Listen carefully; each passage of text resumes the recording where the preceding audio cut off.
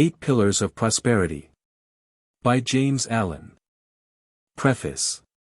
It is popularly supposed that a greater prosperity for individuals or nations can only come through a political and social reconstruction. This cannot be true apart from the practice of the moral virtues in the individuals that comprise a nation. Better laws and social conditions will always follow a higher realization of morality among the individuals of a community, but no legal enactment can give prosperity to, nay, it cannot prevent the ruin of, a man or a nation that has become lax and decadent in the pursuit and practice of virtue. The moral virtues are the foundation and support of prosperity, as they are the soul of greatness. They endure forever, and all the works of man which endure are built upon them. Without them there is neither strength, stability, nor substantial reality, but only ephemeral dreams. To find moral principles is to have found prosperity, greatness, truth, and is therefore to be strong, valiant, joyful and free. James Allen. Bringolu. Ilfracombe, England. How do you find this book? Any thoughts about the book or the author? Any suggestion for improvement? Please take a moment to share your thoughts in a comment. If you like it, share it with your friends who might enjoy it as well. Subscribe to keep in touch. Visit CompleteAudiobooks.com for more quality content. 1. 8 Pillars. Prosperity rests upon a moral foundation. It is popularly supposed to rest upon an immoral foundation, that is, upon trickery, sharp practice, deception and greed. One commonly hears even an otherwise intelligent man declare that no man can be successful in business unless he is dishonest, thus regarding business prosperity, a good thing, as the effect of dishonesty, a bad thing. Such a statement is superficial and thoughtless, and reveals a total lack of knowledge of moral causation, as well as a very limited grasp of the facts of life. It is as though one should sow henbane and reap spinach, or erect a brick house on a quagmire, things impossible in the natural order of causation, and therefore not to be attempted. The spiritual or moral order of causation is not different in principle, but only in nature. The same law obtains in things unseen, in thoughts and deeds, as in things seen, in natural phenomena. Man sees the processes in natural objects, and acts in accordance with them, but not seeing the spiritual processes, he imagines that they do not obtain, and so he does not act in harmony with them.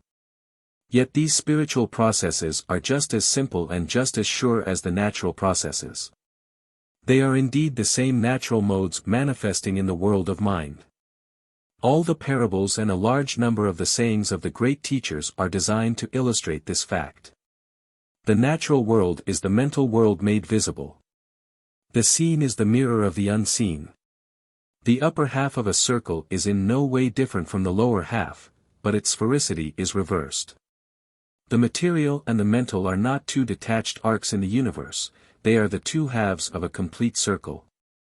The natural and the spiritual are not at eternal enmity, but in the true order of the universe are eternally at one. It is in the unnatural, in the abuse of function and faculty, where division arises, and where man is wrested back, with repeated sufferings, from the perfect circle from which he has tried to depart. Every process in matter is also a process in mind. Every natural law has its spiritual counterpart. Take any natural object, and you will find its fundamental processes in the mental sphere if you rightly search. Consider, for instance, the germination of a seed and its growth into a plant with the final development of a flower, and back to seed again. This also is a mental process. Thoughts are seeds which, falling in the soil of the mind, germinate and develop until they reach the completed stage, blossoming into deeds good or bad, brilliant or stupid, according to their nature. And ending as seeds of thought to be again sown in other minds. A teacher is a sower of seed, a spiritual agriculturist, while he who teaches himself is the wise farmer of his own mental plot. The growth of a thought is as the growth of a plant. The seed must be sown seasonably, and time is required for its full development into the plant of knowledge and the flower of wisdom. While writing this, I pause, and turn to look through my study window, and there, 100 yards away, is a tall tree in the top of which some enterprising rook from a rookery hard by, has, for the first time, built its nest. A strong, northeast wind is blowing, so that the top of the tree is swayed violently to and fro by the onset of the blast. Yet there is no danger to that frail thing of sticks and hair, and the mother bird, sitting upon her eggs, has no fear of the storm. Why is this? It is because the bird has instinctively built her nest in harmony with principles which ensure the maximum strength and security. First, a fork is chosen as the foundation for the nest, and not a space between two separate branches, so that, however great may be the swaying of the tree top, the position of the nest is not altered, nor its structure disturbed. Then the nest is built on a circular plan so as to offer the greatest resistance to any external pressure, as well as to obtain more perfect compactness within, in accordance with its purpose. And so, however the tempest may rage, the birds rest in comfort and security. This is a very simple and familiar object, and yet, in the strict obedience of its structure to mathematical law, it becomes, to the wise, a parable of enlightenment. Teaching them that only by ordering one's deeds in accordance with fixed principles is perfect surety, perfect security, and perfect peace obtained amid the uncertainty of events and the turbulent tempests of life. A house or a temple built by man is a much more complicated structure than a bird's nest, yet it is erected in accordance with those mathematical principles which are everywhere evidenced in nature. And here is seen how man, in material things, obeys universal principles.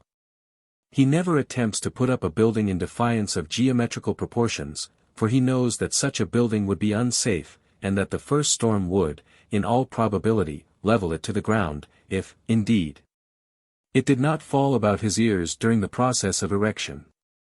Man in his material building scrupulously obeys the fixed principles of circle, square and angle, and, aided by rule, plumbline, and compasses, he raises a structure which will resist the fiercest storms and afford him a secure shelter and safe protection.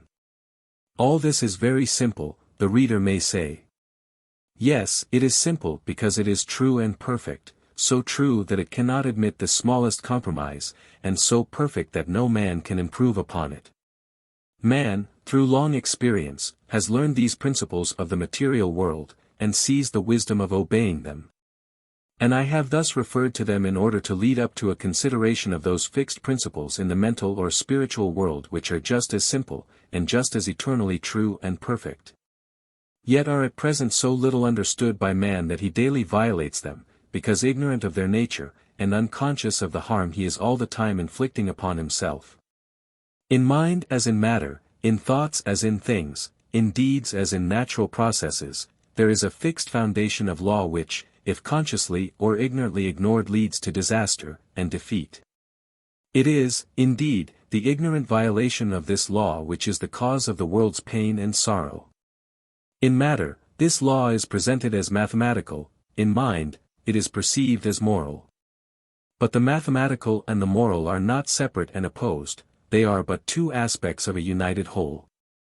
The fixed principles of mathematics, to which all matter is subject, are the body of which the spirit is ethical. While the eternal principles of morality are mathematical truisms operating in the universe of mind. It is as impossible to live successfully apart from moral principles, as to build successfully while ignoring mathematical principles. Characters, like houses, only stand firmly when built on a foundation of moral law, and they are built up slowly and laboriously, deed by deed, for in the building of character, the bricks are deeds. Business and all human enterprises are not exempt from the eternal order, but can only stand securely by the observance of fixed laws. Prosperity, to be stable and enduring, must rest on a solid foundation of moral principle, and be supported by the adamantine pillars of sterling character and moral worth. In the attempt to run a business in defiance of moral principles, disaster, of one kind or another, is inevitable. The permanently prosperous men in any community are not its tricksters and deceivers, but its reliable and upright men. The Quakers are acknowledged to be the most upright men in the British community, and, although their numbers are small, they are the most prosperous. The Jains in India are similar both in numbers and sterling worth, and they are the most prosperous people in India. Men speak of building up a business, and, indeed, a business is as much a building as is a brick house or a stone church, albeit the process of building is a mental one. Prosperity, like a house, is a roof over a man's head, affording him protection and comfort. A roof presupposes a support, and a support necessitates a foundation. The roof of prosperity, then, is supported by the following 8 pillars which are cemented in a foundation of moral consistency. 1. Energy. 2. Economy. 3. Integrity. 4. System. 5. Sympathy. 6. Sincerity. 7. Impartiality. 8. Self-Reliance. A business built up on the faultless practice of all these principles would be so firm and enduring as to be invincible. Nothing could injure it. Nothing could undermine its prosperity, nothing could interrupt its success, or bring it to the ground, but that success would be assured with incessant increase so long as the principles were adhered to. On the other hand, where these principles were all absent, there could be no success of any kind, there could not even be a business at all, for there would be nothing to produce the adherence of one part with another. But there would be that lack of life, that absence of fiber and consistency which animates and gives body and form to anything whatsoever. Picture a man with all these principles absent from his mind, his daily life, and even if your knowledge of these principles is but slight and imperfect, yet you could not think of such a man as doing any successful work. You could picture him as leading the confused life of a shiftless tramp, but to imagine him at the head of a business, as the center of an organization, or as a responsible and controlling agent in any department of life, this you could not do. Because you realize its impossibility. The fact that no one of moderate morality and intelligence can think of such a man as commanding any success, should, to all those who have not yet grasped the import of these principles, and therefore declare that morality is not a factor, but rather a hindrance, in prosperity, be a sound proof to them that their conclusion is totally wrong, for if it was right, then the greater the lack of these moral principles, the greater would be the success. These 8 principles, then, in greater or lesser degree, are the causative factors in all success of whatsoever kind. Underneath all prosperity they are the strong supports, and, howsoever appearances may be against such a conclusion, a measure of them informs and sustains every effort which is crowned with that excellence which men name success. It is true that comparatively few successful men practice, in their entirety and perfection, all these 8 principles, but there are those who do, and they are the leaders, teachers, and guides of men, the supports of human society, and the strong pioneers in the van of human evolution. But while few achieve that moral perfection which ensures the acme of success, all lesser successes come from the partial observance of these principles which are so powerful in the production of good results that even perfection in any 2 or 3 of them alone is sufficient to ensure an ordinary degree of prosperity, and maintain a measure of local influence at least for a time, while the same perfection in 2 or 3 with partial excellence in all, or nearly all, the others, will render permanent that limited success and influence which will, necessarily, grow and extend in exact ratio with a more intimate knowledge and practice of those principles which, at present, are only partially incorporated in the character. The boundary lines of a man's morality mark the limits of his success. So true is this that to know a man's moral status would be to know, to mathematically gauge, his ultimate success or failure. The temple of prosperity only stands in so far as it is supported by its moral pillars. As they are weakened, it becomes insecure, in so far as they are withdrawn, it crumbles away and totters to ruin. Ultimate failure and defeat are inevitable where moral principles are ignored or defied, inevitable in the nature of things as cause and effect. As a stone thrown upward returns to the earth, so every deed, good or bad, returns upon him that sent it forth. Every unmoral or immoral act frustrates the end at which it aims, and every such succeeding act puts it further and further away as an achieved realization.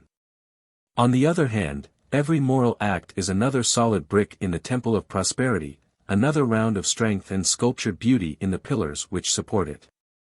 Individuals, families, nations grow and prosper in harmony with their growth in moral strength and knowledge, they fall and fail in accordance with their moral decadence. Mentally, as physically, only that which has form and solidity can stand and endure. The unmoral is nothingness, and from it nothing can be formed. It is the negation of substance. The immoral is destruction. It is the negation of form. It is a process of spiritual denudation. While it undermines and disintegrates, it leaves the scattered material ready for the wise builder to put it into form again, and the wise builder is morality. The moral is substance, form, and building power in one. Morality always builds up and preserves, for that is its nature, being the opposite of immorality, which always breaks down and destroys. Morality is the master builder everywhere, whether in individuals or nations. Morality is invincible, and he who stands upon it to the end, stands upon an impregnable rock, so that his defeat is impossible, his triumph certain.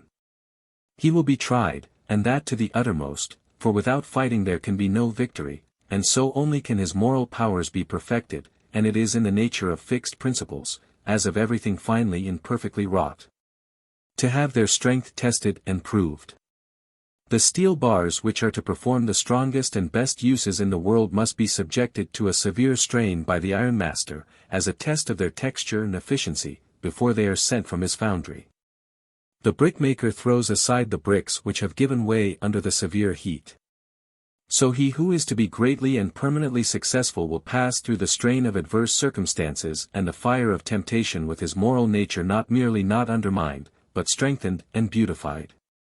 He will be like a bar of well-wrought steel, fit for the highest use, and the universe will see, as the ironmaster is finely wrought steel, that the use does not escape him. Immorality is assailable at every point, and he who tries to stand upon it, sinks into the morass of desolation. Even while his efforts seem to stand, they are crumbling away. The climax of failure is inevitable. While the immoral man is chuckling over his ill-gotten gains, there is already a hole in his pocket through which his gold is falling. While he who begins with morality, yet deserts it for gain in the hour of trial, is like the brick which breaks on the first application of heat. He is not fit for use, and the universe casts him aside, yet not finally, for he is a being, and not a brick, and he can live and learn, can repent and be restored. Moral force is the life of all success, and the sustaining element in all prosperity. But there are various kinds of success, and it is frequently necessary that a man should fail in one direction that he may reach up to a greater and more far-reaching success. If, for instance, a literary, artistic, or spiritual genius should begin by trying to make money, it may be, and often is, to his advantage and the betterment of his genius that he should fail therein, so that he may achieve that more sublime success wherein lies his real power.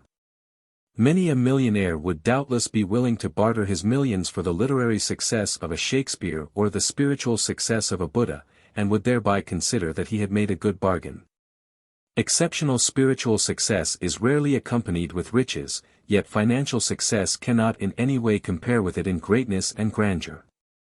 But I am not, in this book, dealing with the success of the saint or spiritual genius but with that success which concerns the welfare, well-being, and happiness of the broadly average man and woman, in a word, with the prosperity which, while being more or less connected with money, being present and temporal, yet is not confined thereto, but extends to and embraces all human activities, and which particularly relates to that harmony of the individual with his circumstances which produces that satisfaction called happiness and that comfort known as prosperity. To the achievement of this end, so desirable to the mass of mankind, let us now see how the 8 principles operate, how the roof of prosperity is raised and made secure upon the pillars by which it is supported. 2. First pillar, energy. Energy is the working power in all achievement. Inert coal it converts into fire, and water it transmutes into steam. It vivifies and intensifies the commonest talent until it approaches to genius, and when it touches the mind of the dullard, it turns into a living fire that which before was sleeping in inertia. Energy is a moral virtue, its opposing vice being laziness. As a virtue, it can be cultivated, and the lazy man can become energetic by forcibly arousing himself to exertion. Compared with the energetic man, the lazy man is not half alive. Even while the latter is talking about the difficulty of doing a thing, the former is doing it. The active man has done a considerable amount of work before the lazy man has roused himself from sleep. While the lazy man is waiting for an opportunity, the active man has gone out, and met and utilized half a dozen opportunities. He does things while the other is rubbing his eyes. Energy is one of the primary forces, without it nothing can be accomplished. It is the basic element in all forms of action. The entire universe is a manifestation of tireless, though inscrutable energy. Energy is, indeed, life, and without it there would be no universe, no life. When a man has ceased to act, when the body lies inert, and all the functions have ceased to act, then we say he is dead. And in so far as a man fails to act, he is so far dead. Man, mentally and physically, is framed for action, and not for swinish ease. Every muscle of the body, being a lever for exertion, is a rebuke to the lazy man. Every bone and nerve is fashioned for resistance, every function and faculty is there for a legitimate use. All things have their end in action, all things are perfected in use. This being so, there is no prosperity for the lazy man, no happiness, no refuge and no rest. For him, there is not even the ease which he covets, for he at last becomes a homeless outcast, a troubled, harried, despised man, so that the proverb wisely puts it that, the lazy man does the hardest work, in that, avoiding the systematic labor of skill, he brings upon himself the hardest lot. Yet energy misapplied is better than no energy at all. This is powerfully put by St. John in the words, "Would have you either hot or cold, if you are lukewarm I will spew you out of my mouth." The extremes of heat and cold here symbolize the transforming agency of energy, in its good and bad aspects. The lukewarm stage is colorless, lifeless, useless. It can scarcely be said to have either virtue or vice, and is merely barren, empty, fruitless. The man who applies his abounding energy to bad ends, has, at the very power with which the strives to acquire his selfish ends, will bring upon him such difficulties, pains, and sorrows, that will compel him to learn by experience. And so at last to refashion his base of action. At the right moment, when his mental eyes open to better purposes, he will turn round and cut new and proper channels for the outflow of his power, and will then be just as strong in good as he formerly was in evil. This truth is beautifully crystallized in the old proverb, "The greater the sinner, the great the saint." Energy is power, and without it there will be no accomplishment. There will not even be virtue, for virtue does not only consist of not doing evil, but also, primarily, of doing good. There are those who try, yet fail through insufficient energy. Their efforts are too feeble to produce positive results. Such are not vicious, and because they never do any deliberate harm, are usually spoken of as good men that fail. But to lack the initiative to do harm is not to be good, it is only to be weak and powerless. He is the truly good man who, having the power to do evil, yet chooses to direct his energies in ways that are good. Without a considerable degree of energy, therefore, there will be no moral power. What good there is, will be latent and sleeping. There will be no going forth of good, just as there can be no mechanical motion without the motive power. Energy is the informing power in all doing in every department of life, and whether it be along material or spiritual lines. The call to action, which comes not only from the soldier but from the lips or pen of every teacher in every grade of thought, is a call to men to rouse their sleeping energy, and to do vigorously the task in hand. Even the men of contemplation and mediation never cease to rouse their disciples to exertion in meditative thought, is a call to men to rouse their sleeping energy, and to do vigorously the task in hand. Even the men of contemplation and meditation never cease to rouse their disciples to exertion in meditative thought. Energy is alike needed in all spheres of life, and not only are the rules of the soldier, the engineer and the merchant rules of action, but nearly all the precepts of the saviors, sages, and saints are precepts of doing.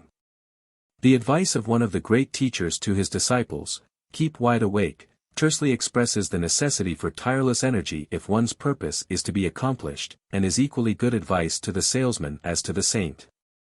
Eternal vigilance is the price of liberty, and liberty is the reaching of one's fixed end. It was the same teacher that said, "If anything is to be done, let a man do it at once, let him attack it vigorously." The wisdom of this advice is seen when it is remembered that action is creative, that increase and development follow upon legitimate use. To get more energy we must use to the full that which we already possess. Only to him that is given. Only to him that puts his hand vigorously to some task does power and freedom come. But energy, to be productive, must not only be directed towards good ends, it must be carefully controlled and conserved. The conservation of energy is a modern term expressive of that principle in nature by which no energy is wasted or lost, and the man whose energies are to be fruitful in results must work intelligently upon this principle. Noise and hurry are so much energy running to waste. More haste, less speed. The maximum of noise usually accompanies the minimum of accomplishment. With much talk there is little doing. Working steam is not heard. It is the escaping steam which makes a great noise. It is the concentrated powder which drives the bullet to its mark. In so far as a man intensifies his energies by conserving them, and concentrating them upon the accomplishment of his purpose, just so far does he gain quietness and silence, in response and calmness. It is great delusion that noise means power. There is no great baby than the blustering boaster. Physically a man, he is but an infant mentally, and having no strength to anything, and no work to show, he tries to make up for it by loudly proclaiming what he has done, or could do. Still waters run deep, and the great universal forces are inaudible. Where calmness is, there is the greatest power. Calmness is the sure indication of a strong, well-trained, patiently disciplined mind. The calm man knows his business, be sure of it. His words are few, but they tell. His schemes are well planned, and they work true, like a well-balanced machine. He sees a long way ahead, and makes straight for his object. The enemy, difficulty, he converts into a friend, and makes profitable use of him, for he has studied well how to agree with his adversary while he is in the way with him. Like a wise general, he has anticipated all emergencies. Indeed, he is the man who is prepared beforehand.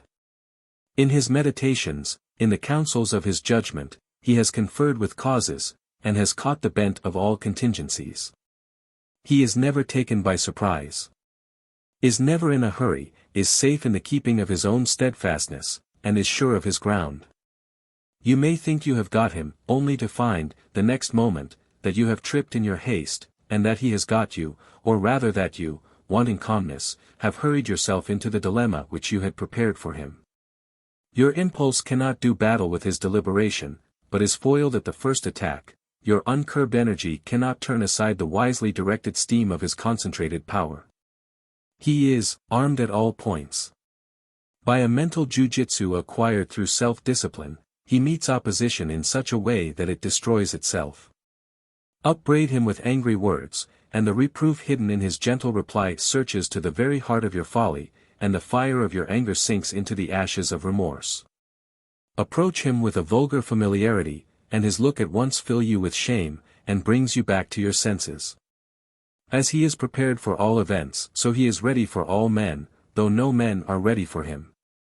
All weaknesses are betrayed in his presence, and he commands by an inherent force which calmness has rendered habitual and unconscious. Calmness, as distinguished from the dead placidity of languor, is the acme of concentrated energy. There is a focused mentality behind it. In agitation and excitement the mentality is dispersed. It is irresponsible, and is without force or weight. The fussy, peevish, irritable man has no influence. He repels, and not attracts. He wonders why his easy-going neighbor succeeds, and is sought after, while he, who is always hurrying, worrying and troubling the miscalls at striving, falls and is avoided. His neighbor, being a calmer man, not more easy-going but more deliberate, gets through more work, does it more skillfully, and is more self-possessed and manly. This is the reason of his success and influence. His energy is controlled and used, while the other man's energy is dispersed and abused. Energy, then, is the first pillar in the temple of prosperity, and without it, as the first and most essential equipment, there can be no prosperity. No energy means no capacity, there is no manly self-respect and independence. Amongst the unemployed will be found many who are unemployable through sheer lack of this first essential of work energy. The man that stands many hours a day at a street corner with his hands in his pockets and a pipe in his mouth, waiting for someone to treat him to a glass of beer, is little likely to find employment, or to accept it should it come to him. Physically flabby and mentally inert, he is every day becoming more is making himself more unfit to work, and therefore unfit to live. The energetic man may pass through temporary periods of unemployment and suffering, but it is impossible for him to become one of the permanently unemployed. He will either find work or make it, for inertia is painful to him, and work is a delight. And he who delights in work will not long remain unemployed. The lazy man does not wish to be employed. He is in his element when doing nothing. His chief study is how to avoid exertion. To vegetate in semi-torpor is his idea of happiness. He is unfit and unemployable.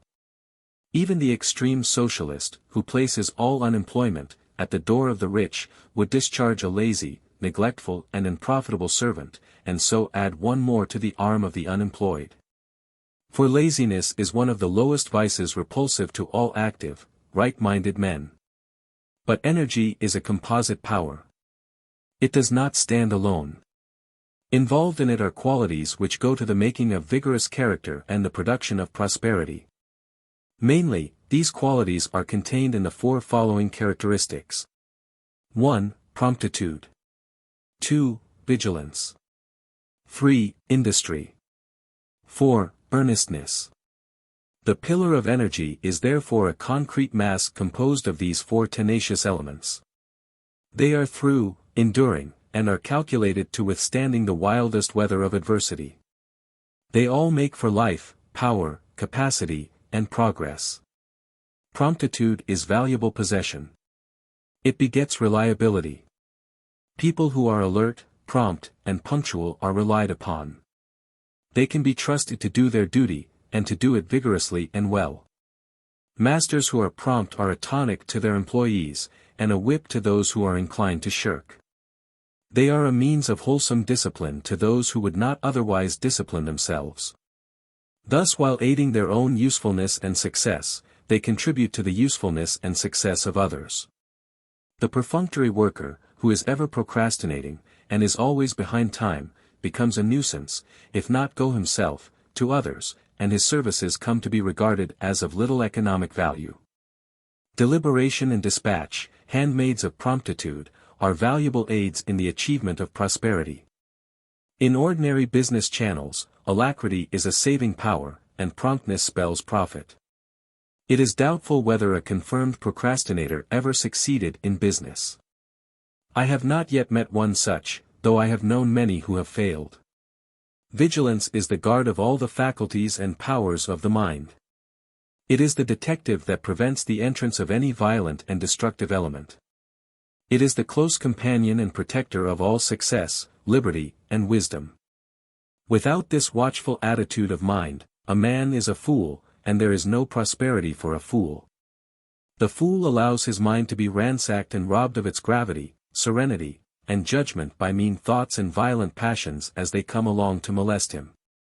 He is never on his guard, but leaves open the doors of his mind to every nefarious intruder.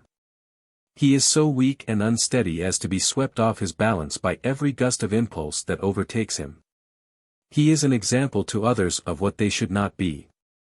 He is always a failure, for the fool is an offense to all men, and there is no society that can receive him with respect. As wisdom is the acme of strength, so folly is the other extreme of weakness. The lack of vigilance is shown in thoughtlessness and in a general looseness in the common details of life. Thoughtlessness is built another name for folly. It lies at the root of a great deal of failure and misery. No one who aims at any kind of usefulness and prosperity, for usefulness in the body politic and prosperity to oneself cannot be served, can afford to be asleep with regard to his actions and the effect of those actions on other and reactively on himself. He must, at the outset of his career, wake up to a sense of his personnel responsibility. He must know that wherever he is, in the home, the counting house, the pulpit, the store, in the schoolroom or behind the counter, in company or alone, at work or at play, his conduct will materially affect his career for good or bad. For there is a subtle influence in behavior which leaves its impression every man, woman, and child that it touches, and that impress is the determining factor in the attitude of persons towards one another. It is for the reason that the cultivation of good manners plays such an important part in all coherent society. If you carry about with you a disturbing or disagreeable mental defect, it needs not to be named and known to work its poison upon your affairs. Its corrosive influence will eat into all your efforts, and disfigure your happiness and prosperity, as powerful acid eats into and disfigures the finest steel. On the other hand, if you carry about an assuring and harmonious mental excellence, it needs know that those about you understand it to be influenced by it. They will be drawn towards you in good will, often without knowing why, and that good quality will be the most powerful sport in all your affairs, bringing you friends and opportunities, and greatly aiding in the success of all your enterprises. It will even right your minor incapacities, covering a multitude of faults. Thus we receive at the hands of the world according to the measure of our giving. For bad, bad, for good, good. For defective conduct, indifferent influence and imperfect success, for superior conduct lasting power and consummate achievement. We act, and the world responds. When the foolish man fails, he blames other, and sees no error in himself. But the wise man watches and corrects himself, and so is assured of success. The man whose mind is vigilant and alert, has thereby a valuable equipment in the achievement of his aims. And if he be fully alive and wide awake on all occasions, to all opportunities, and against all marring defects of character, what event, what circumstance, what enemy shall overtake him and find him unprepared? What shall prevent him from achieving the legitimate end at which he aims? Industry brings cheerfulness and plenty. Vigorously industrious people are the happiest members of the community. They are not always the richest, if by riches is meant a superfluity of money.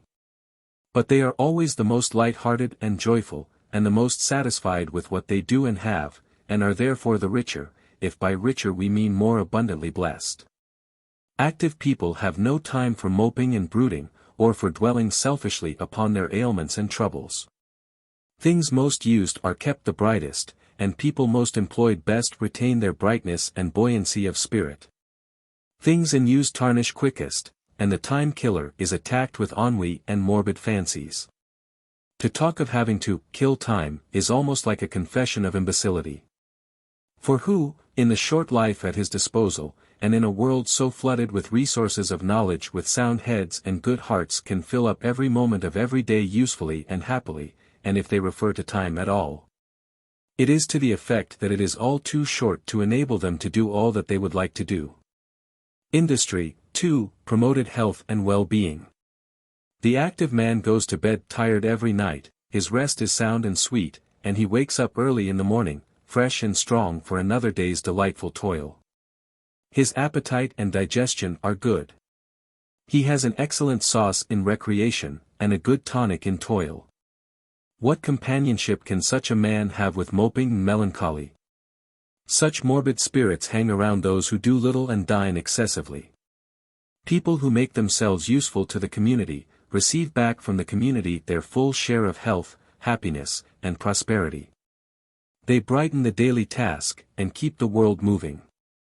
They are the gold of the nation and the salt of the earth. Earnestness, said a great teacher, is the path of immortality. They who are in earnest do not die, they who are not in earnest are as if dead already. Earnestness is the dedication of the entire mind to its task. We live only in what we do. Earnest people are dissatisfied with anything short of the highest excellence in whatever they do, and they always reach that excellence. They are so many that are careless and half-hearted, so satisfied with a poor performance, that the earnest ones shine apart as it were, in their excellence.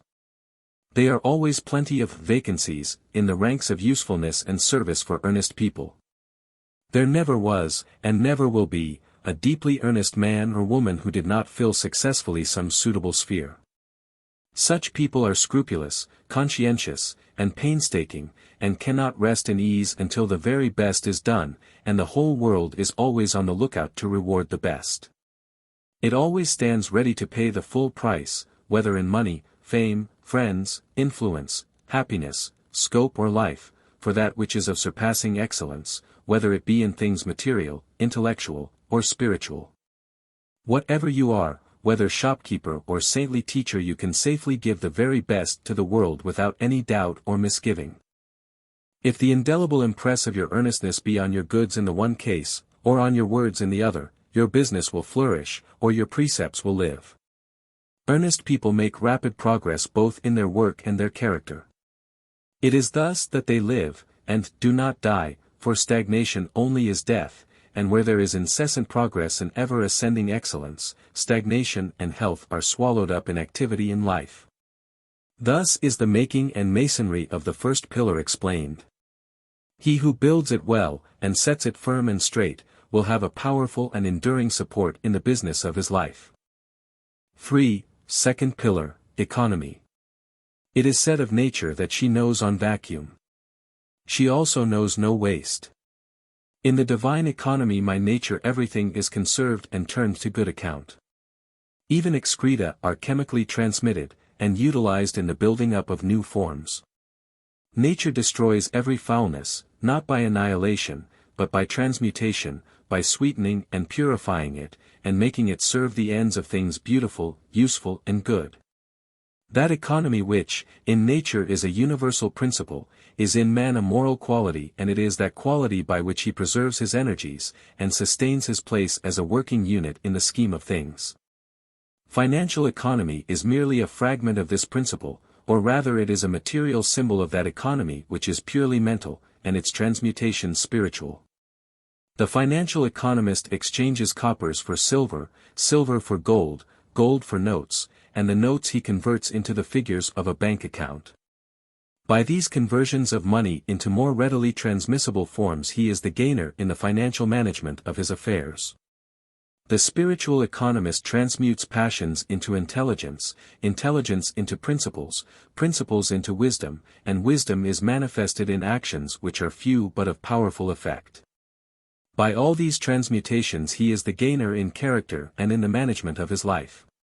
True economy is the middle way in all things, whether material or mental, between waste and undue retention. That which is wasted, whether money or mental energy, is rendered powerless, that which is selfishly retained and hoarded up, is equally powerless.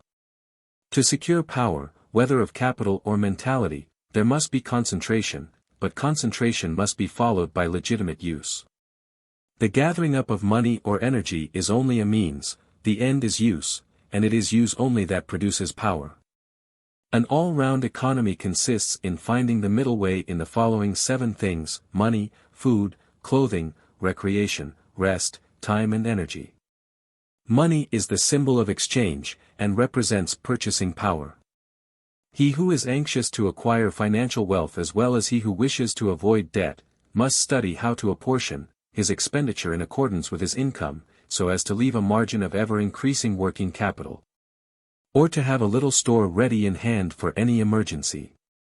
Money spent in thoughtless expenditure, in worthless pleasures or harmful luxuries, is money wasted and power destroyed. For, although a limited and subordinate power, the means and capacity for legitimate and virtuous purchase is, nevertheless, a power, and one that enters largely into the details of our everyday life. The spendthrift can never become rich, but if he begin with riches, must soon become poor. The miser, with all his stored away gold, cannot be said to be rich, for he is in want, and his gold, lying idle, is deprived of its power of purchase. The thrifty and prudent are on the way to riches, for while they spend wisely they save carefully, and gradually enlarge their spheres as their growing means allow. The poor man who is to become rich must begin at the bottom, and must not wish, nor try to appear affluent by attempting something far beyond his means. There is always plenty of room and scope at the bottom, and it is a safe place from which to begin, as there is nothing below, and everything above. Many a young business man comes at once to grief by swagger and display which he foolishly imagines are necessary to success, but which, deceiving no one but himself, lead quickly to ruin. A modest and true beginning, in any sphere, will better ensure success than an exaggerated advertisement of one's standing and importance. The smaller the capital, the smaller should be the sphere of operations. Capital and scope are hand and glove, and they should fit. Concentrate your capital within the circle of its working power, and however circumscribed that circle may be, it will continue to widen and extend as the gathering momentum of power presses for expression. Above all, take care always to avoid the two extremes of parsimony and prodigality. Food represents life, vitality, and both physical and mental strength. There is a middle way in eating and drinking, as in all else. The man who is to achieve prosperity must be well nourished, but not overfed. The man that starves his body, whether through miserliness or asceticism, both forms of false economy, diminishes his mental energy, and renders his body too enfeebled to be the instrument for any strong achievement. Such a man courts sickly-mindedness, a condition conducive only to failure. The glutton, however, destroys himself by excess. His bestialized body becomes a stored-up reservoir of poisons, which attract disease and corruption, while his mind becomes more and more brutalized and confused, and therefore more incapable. Gluttony is one of the lowest and most animal vices, and is obnoxious to all who pursue a moderate course. The best workers and most successful men are they who are most moderate in eating and drinking. By taking enough nourishment, but not too much, they attain the maximum physical and mental fitness. Beings thus well equipped by moderation, they are enabled to vigorously and joyfully fight the battle of life. Clothing is covering and protection for the body, though it is frequently wrested from this economic purpose, and made a means of vain display. The two extremes to be avoided here are negligence and vanity. Custom cannot, and need not, be ignored. And cleanliness is all important. The ill-dressed, unkempt man or woman invites failure and loneliness. A man's dress should harmonize with his station in life, and it should be of good quality, and be well made and appropriate. Clothing should not be cast aside while comparatively new, but should be well worn. If a man be poor, he will not lose in either self-respect or the respect of others by wearing threadbare clothing if it be clean and his whole body be clean and neat. But vanity, leading to excessive luxury in clothing, is a vice which should be studiously avoided by virtuous people. I know a lady who had 40 dresses in her wardrobe. Also a man who had 20 walking sticks, about the same number of hats, and some dozen mackintoshes, while another had some 20 or 30 pairs of boots. Rich people who thus squander money on piles of superfluous clothing, are courting poverty, for it is waste, and waste leads to want. The money so heedlessly spent could be better used, for suffering abounds and charity is noble. An obtrusive display in clothing and jewelry bespeaks a vulgar and empty mind. Modest and cultured people are modest and becoming in their dress, and their spare money is wisely used in further enhancing their culture and virtue. Education and progress are of more importance to them than vain and needless apparel, and literature, art, and science are encouraged thereby. A true refinement is in the mind and behavior, and a mind adorned with virtue and intelligence cannot add to its attractiveness though it may detract from it, by an ostentatious display of the body. Time spent in uselessly adorning the body could be more fruitfully employed. Simplicity in dress, as in other things, is the best. It touches the point of excellence in usefulness, comfort, and bodily grace, and bespeaks true taste and cultivated refinement. Recreation is one of the necessities of life. Every man and woman should have some definitive work as the main object of life, and to which a considerable amount of time should be devoted, and he should only turn from it at given and limited periods for recreation and rest. The object of recreation is greater buoyancy of both body and mind, with an increase of power in one's serious work. It is, therefore, a means, not an end. And this should ever be borne in mind, for, to many, some forms of recreation innocent and good in themselves, become so fascinating that they are in danger of making them the end of life, and of thus abandoning duty for pleasure. To make of life a ceaseless round of games and pleasures, with no other object in life, is to turn living upside down, as it were, and it produces monotony and enervation. People who do it are the most unhappy of mortals, and suffer from languor, ennui, and peevishness. As sauce is an aid to digestion, and can only lead to misery when made the work of life. When a man has done his day's duty he can turn to his recreation with a free mind and a light heart, and both his work and his pleasure will be to him a source of happiness. It is a true economy in this particular neither to devote the whole of one's time to work nor to recreation, but to apportion to each its time and place. And so fill out life with those changes which are necessary to a long life and a fruitful existence.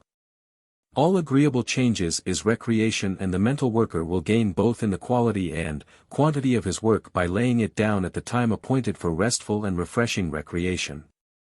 While the physical worker will improve in every way by turning to some form of study as a hobby or means of education.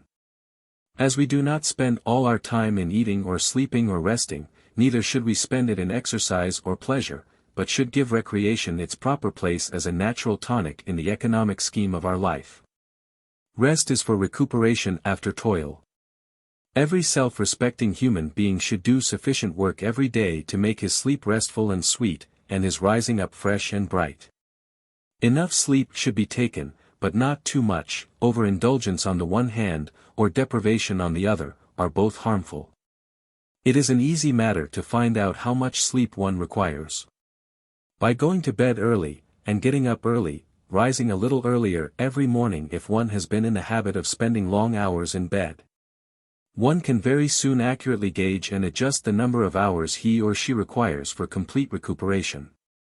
It will be found as the sleeping hours are shortened that the sleep becomes more and more sound and sweet, and the waking up more and more alert and bright. People who are to prosper in their work must not give way to ignoble ease and overindulgence in sleep. Fruitful labor, and not ease, is the true end of life, and ease is only good in so far as it subserves the ends of work. Sloth and prosperity can never be companions, can never even approach each other. The sluggard will never overtake success, but failure will speedily catch up with him, and leave him defeated. Rest is to fit us for greater labor, and not to pamper us in indolence. When the bodily vigor is restored, the end of rest is accomplished. A perfect balance between labor and rest contributes considerably to health, happiness, and prosperity. Time is that which we all possess in equal measure. The day is not lengthened for any man. We should therefore see to it that we do not squander its precious minutes in unprofitable waste. He who spends his time in self-indulgence in the pursuit of pleasure, presently finds himself old, and nothing has been accomplished. He who fills full with useful pursuits the minutes as they come and go, grows old in honor and wisdom, and prosperity abides with him. Money wasted can be restored, health wasted can be restored, but time wasted can never be restored. It is an old saying that, time is money. It is, in the same way, health, and strength, and talent, and genius, and wisdom, in accordance with the manner in which it is used. And to properly use it, the minutes must be seized upon as they come, for once they are past they can never be recalled. The day should be divided into portions, and everything, work, leisure, meals, recreation, should be attended to in its proper time, and the time of preparation should not be overlooked or ignored. Whatever a man does, he will do it better and more successfully by utilizing some small portion of the day in preparing his mind for his work. The man who gets up early in order to think and plan, that he may weigh and consider and forecast, will always manifest greater skill and success in his particular pursuit, than the man who lives in bed till the last moment, and only gets up just in time to begin breakfast. An hour spent in this way before breakfast will prove of the greatest value in making one's efforts fruitful. It is a means of calming and clarifying the mind, and of focusing one's energies so as to render them more powerful and effective. The best and most abiding success is that which is made before 8 o'clock in the morning. He who is at his business at 6 o'clock, will always, other conditions being equal, be a long way ahead of the man who is in bed at 8. The lie abed heavily handicaps himself in the race of life. He gives his early rising competitor 2 or 3 hours start every day. How can he ever hope to win with such a self-imposed tax upon his time? At the end of a year, that 2 or 3 hours start every day is shown in a success which is the synthesis of accumulated results. What, then, must be the difference between the efforts of these two men at the end, say, of 20 years? The lie abed, too, after he gets up, is always in a hurry trying to regain lost time, which results in more loss of time, for hurry always defeats its own end. The early rise, who thus economies his time, has no need to hurry, for he is always ahead of the hour, is always well up with his work. He can well afford to be calm and deliberate, and to do carefully and well whatever is in hand, for his good habit shows itself at the end of the day in the form of a happy frame of mind. And in bigger results in the shape of work skillfully and successfully done. In the economizing of time, too, there will be many things which a man will have to eliminate from his life. Some of things and pursuits which he loves, and desires to retain, will have to be sacrificed to the main purpose of his life. The studied elimination of non-essentials from one's daily life is a vital factor in all great achievement. All great men are adepts in this branch of economy, and it plays an important part in the making of their greatness. It is a form of economy which also enters into the mind, the actions, and the speech, eliminating from them all that is superfluous, and that impedes, and does not subserve, the end aimed at.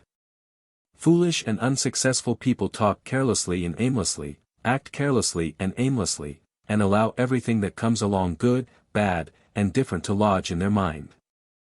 The mind of the true economist is a sieve which lets everything fall through except that which is of use to him in the business of his life.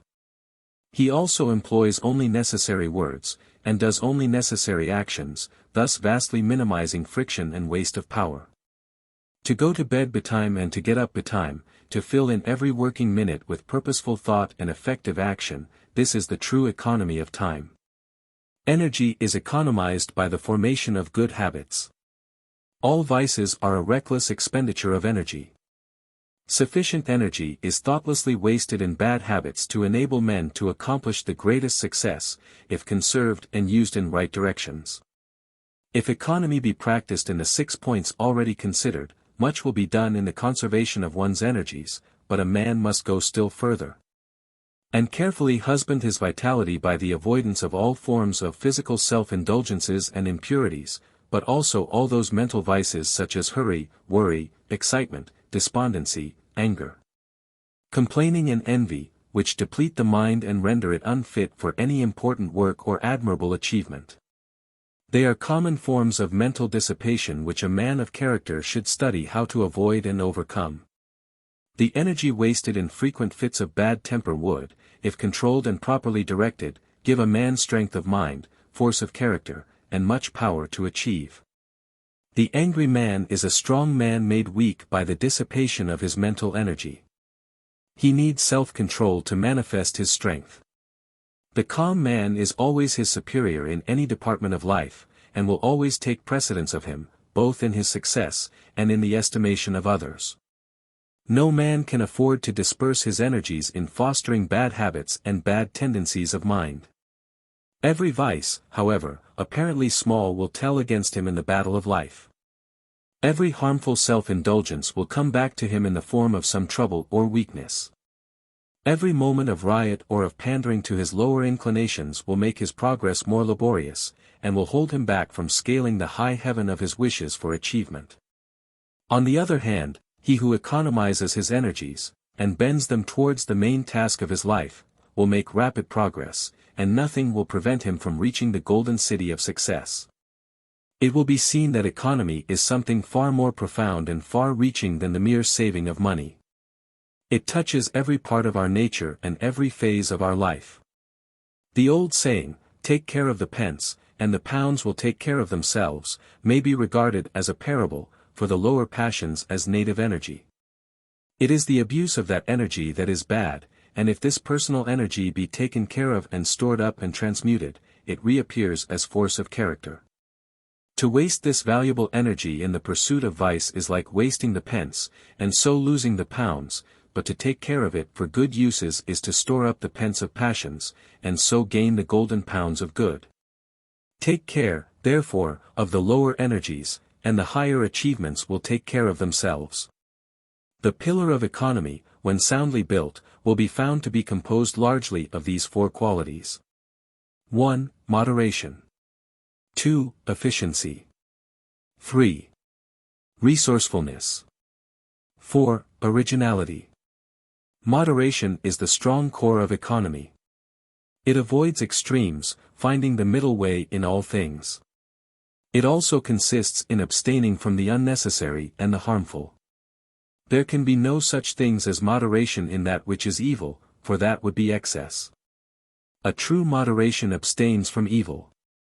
It is not a moderate use of fire to put our hands into it, but to warm them by it at a safe distance. Evil is a fire that will burn a man though he but touch it. A harmful luxury is best left severely alone. Smoking, snuff-taking, alcoholic drinking, gambling, and other such common vices, although they have dragged thousands down to ill health, misery, and failure, have never helped one towards health, happiness and success. The man who eschews them will always be head of the man that pursues them, their talents and opportunities being equal. Healthy, happy, and long-lived people are always moderate and abstemious in their habits. By moderation the life forces are preserved, by excess they are destroyed. Men, also, who carry moderation into their thoughts, allaying their passions and feelings, avoiding all unwholesome extremes and morbid sensations and sentiments, add knowledge and wisdom to happiness and health. And thereby attain to the highest felicity and power. The immoderate destroy themselves by their own folly. They weaken their energies and stultify their capabilities, and instead of achieving an abiding success, reach only, at best, a fitful and precarious prosperity. Efficiency proceeds from the right conservation of one's forces and powers. All skill is the use of concentrated energy. Superior skill, as talent and genius, is a higher degree of concentrated force. Men are always skillful in that which they love, because the mind is almost ceaselessly centered upon it. Skill is the result of that mental economy which transmutes thought into invention and action. There will be no prosperity without skill, and one's prosperity will be in the measure of one's skill. By a process of natural selection, the inefficient fall into their right places. Among the badly paid or unemployed. For who will employ a man who cannot, or will not, do his work properly? An employer may occasionally keep such a man out of charity, but this will be exceptional. As places of business, offices, households, and all centers of organized activity, are not charitable institutions, but industrial bodies which stand or fall but the fitness and efficiency of their individual members. Skill is gained by thoughtfulness and attention. Aimless and inattentive people are usually out of employment, to wit, the lounger at the street corner. They cannot do the simplest thing properly, because they will not rouse up the mind to thought and attention. Recently an acquaintance of mine employed a tramp to clean his windows, but the man had refrained from work and systematic thought for so long that he had become incapable of both, and could not even clean a window. Even when shown how to do it, he could not follow the simple instructions given. This is an instance, too, of the fact that the simplest thing requires a measure of skill in the doing. Efficiency largely determines a man's place among his fellows, and leads one on by steps to higher and higher positions as greater powers are developed. The good workman is skillful with his tools, while the good man is skillful with his thoughts. Wisdom is the highest form of skill. Aptitude in incipient wisdom. There is one right way of doing everything, even the smallest, and 1,000 wrong ways. Skill consists in finding the one right way, and adhering to it. The inefficient bungle confusedly about among the 1,000 wrong ways, and do not adopt the right even when it is pointed out to them. They do this in some cases because they think, in their ignorance, that they know best, thereby placing themselves in a position where it becomes impossible to learn, even though it be only to learn how to clean a window or sweep a floor. Thoughtlessness and inefficiency are all too common. There is plenty of room in the world for common. There is plenty of room in the world for thoughtful and efficient people. Employers of labor know how difficult it is to get the best workmanship. The good workman, whether with tools or brain, whether with speech or thought, will always find a place for the exercise of his skill. Resourcefulness is the outcome of efficiency. It is an important element in prosperity, for the resourceful man is never confounded. He may have many falls, but he will always be equal to the occasion, and will be on his feet again immediately. Resourcefulness has its fundamental cause in the conservation of energy. It is energy transmuted.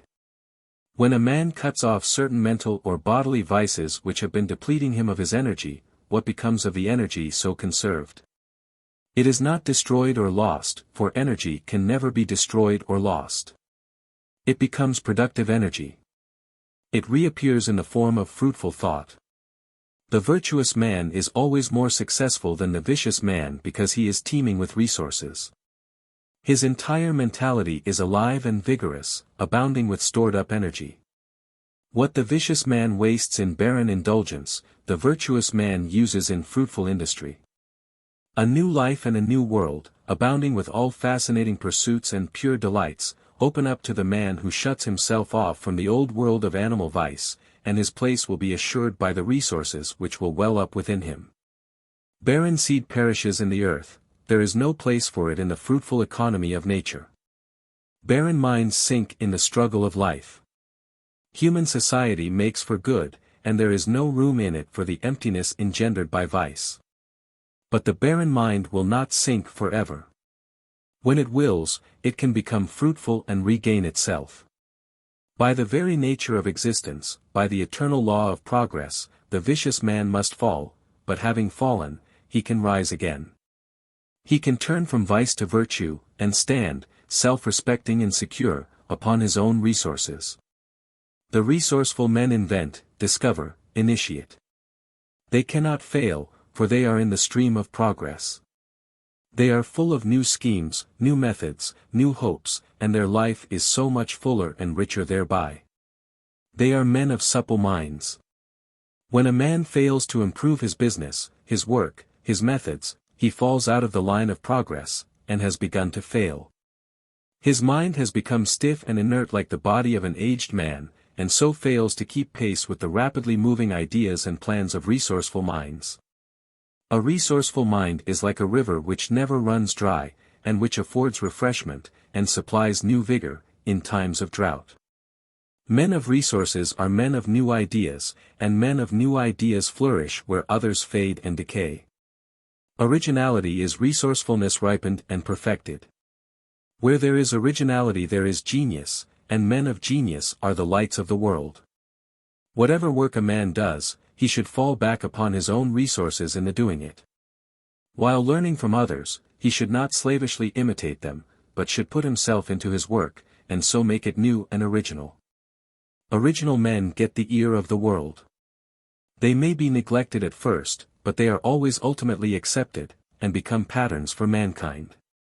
Once a man has acquired the knack of originality, he takes his place as a leader among men in his particular department of knowledge and skill.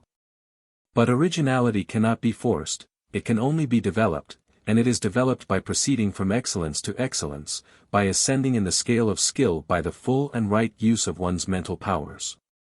Let a man consecrate himself to his work, let him, so consecrated, concentrate all his energies upon it, and the day will come when the world will hail him as one of its strong sons.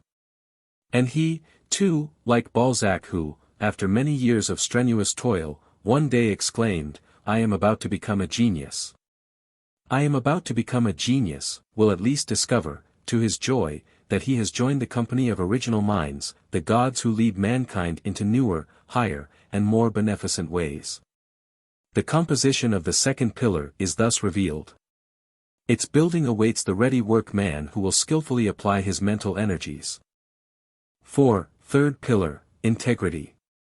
There is no striking a cheap bargain with prosperity. It must be purchased, not only with intelligent labor, but with moral force. As the bubble cannot endure, so the fraud cannot prosper. He makes a feverish spurt in the acquirement of money, and then collapses. Nothing is ever gained, ever can be gained, by fraud. It is but wrested for a time, to be again returned with heavy interest. But fraud is not confined to the unscrupulous swindler. All who are getting, or trying to get, money without giving an equivalent are practicing fraud, whether they know it or not. Men who are anxiously scheming how to get money without working for it, are frauds, and mentally they are closely allied to the thief and swindler under whose influence they come, sooner or later, and who deprives them of their capital. What is a thief but a man who carries to its logical or later, and who deprives them of their capital? What is a thief but a man who carries to its logical extreme the desire to possess without giving a just return, that is, unlawfully? The man that courts prosperity must, in all his transactions, whether material or mental, study how to give a just return for that which he receives. This is the great fundamental principle in all sound commerce, while in spiritual things it becomes the doing to others that which we would have them do to us, and applied to the forces of the universe, it is scientifically stated in the formula. Action and reaction are equal. Human life is reciprocal, not rapacious, and the man who regards all others as his legitimate prey will soon find himself stranded in the desert of ruin, far away from the path of prosperity. He is too far behind in the process of evolution to cope successfully with honest man. The fittest, the best, always survive, and he being the worst, cannot therefore continue. His end, unless the change in time, is sure it is the goal, the filthy hovel, or the place of the deserted outcast. His efforts are destructive, and not constructive, and he thereby destroys himself. It was Carlyle who, referring to Muhammad being then universally regarded by Christians as an impostor, exclaimed, "An impostor found a religion." An impostor couldn't build a brick house, an impostor, a liar, a cheat. The man of dishonesty cannot build, as he has neither tools or material with which to build. He can no more build up a business, a character, a career, a success, than he can found a religion or build a brick house. He not only does not build, but all his energies are bent on undermining what others have built, but his being impossible, he undermines himself. Without integrity, energy and economy will at last fail, but aided by integrity, their strength will be greatly augmented. There is not an occasion in life in which the moral factor does not play an important part. Sterling integrity tells wherever it is, and stamps its hallmark on all transactions, and it does this because of its wonderful coherence and consistency, and its invincible strength. For the man of integrity is in line with the fixed laws of things, not only with the fundamental principles on which human society rests, but with the laws which hold the vast universe together. Who shall set these at naught? Who, then, shall undermine the man of unblemished integrity? He is like a strong tree whose roots are fed by perennial springs, and which no tempest can law low. To be complete and strong, integrity must embrace the whole man, and extend to all the details of his life, and it must be so through and permanent as to withstand all temptations to swerve into compromise. To fail in one point is to fail in all, and to admit, under stress, a compromise with falsehood, howsoever necessary and insignificant it may appear, is to throw down the shield of integrity, and to stand exposed to the onslaughts of evil. The man who works as carefully and conscientiously when his employer is away as when his eye is upon him, will not long remain in an inferior position. Such integrity in duty, in performing the details of his work, will quickly lead him into the fertile regions of prosperity. The shirker, on the other hand, he who does not scruple to neglect his work when his employer is not about, thereby robbing his employer of the time and labor for which he is paid, will quickly come to the barren region of unemployment, and will look in vain for needful labor. There will come a time, too, to the man who is not deeply rooted in integrity, when it will seem necessary to his prospects and prosperity that he should tell a lie or do a dishonest thing, I say. To the man who is not deeply rooted in this principle, for a man of fixed and enlightened integrity knows that lying and dishonesty can never under any circumstance be necessary, and therefore he neither needs to be tempted in this particular. Nor can he possibly be tempted, but the one so tempted must be able to cast aside the subtle insinuation of falsehood which, in a time of indecision and perplexity, arises within him, and he must stand firmly by the principle. Being willing to lose and suffer rather than sink into obliquity. In this way only can he become enlightened concerning this moral principle, and discover the glad truth that integrity does not lead to loss and suffering, but to gain and joy. That honesty and deprivation are not, and cannot be, related as cause and effect. It is this willingness to sacrifice rather than be untrue that leads to enlightenment in all spheres of life. And the man who, rather than sacrifice some selfish aim, will lie or deceive, has forfeited his right to moral enlightenment, and takes his place lower down among the devotees of deceit, among the doers of shady transactions. Than men of no character and no reputation. A man is not truly armored with integrity until he has become incapable of lying or deceiving either by gesture, word, or act, until he sees, clearly, openly, and freed from all doubt, the deadly effects of such moral turpitude. The man so enlightened is protected from all quarters, and can no more be undermined by dishonest men than the sun can be pulled down from heaven by madmen. And the arrows of selfishness and treachery that may be poured upon him will rebound from the strong armor of his integrity and the bright shield of his righteousness, leaving him unharmed and untouched. A lying tradesman will tell you that no man can thrive and be honest in these days of keen competition. How can such a man know this, seeing that he has never tried honest? Moreover, such a man has no knowledge of honesty, and his statement is therefore a statement of ignorance, and falsehood so blind a man that he foolishly imagines all are as ignorant and false as himself. I have known such tradesmen, and have seen them come to ruin. I once heard a businessman make the following statement in a public meeting: no man can be entirely honest in business, he can only be approximately honest. He imagined that his statement revealed the condition of the business world. It did not, it revealed his own condition. He was merely telling his audience that he was a dishonest man, but his ignorance, moral ignorance, prevented him from seeing this. Approximate honesty is only another term for dishonesty. The man who deviated a little from the straight path, will deviate more. He has no fixed principle of right and is only thinking of his own advantage. That he persuades himself that his particular dishonesty is of a white and harmless kind, and that he is not so bad as his neighbor, is only of the many forms of self-delusion which ignorance of moral principles creates. Right doing between man and man in the varied relations and transactions of life is the very soul of integrity. It includes, but is more than, honesty.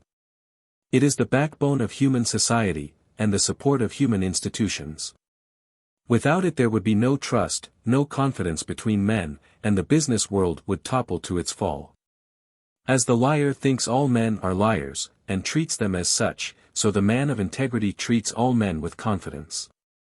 He trusts them, and they trust him.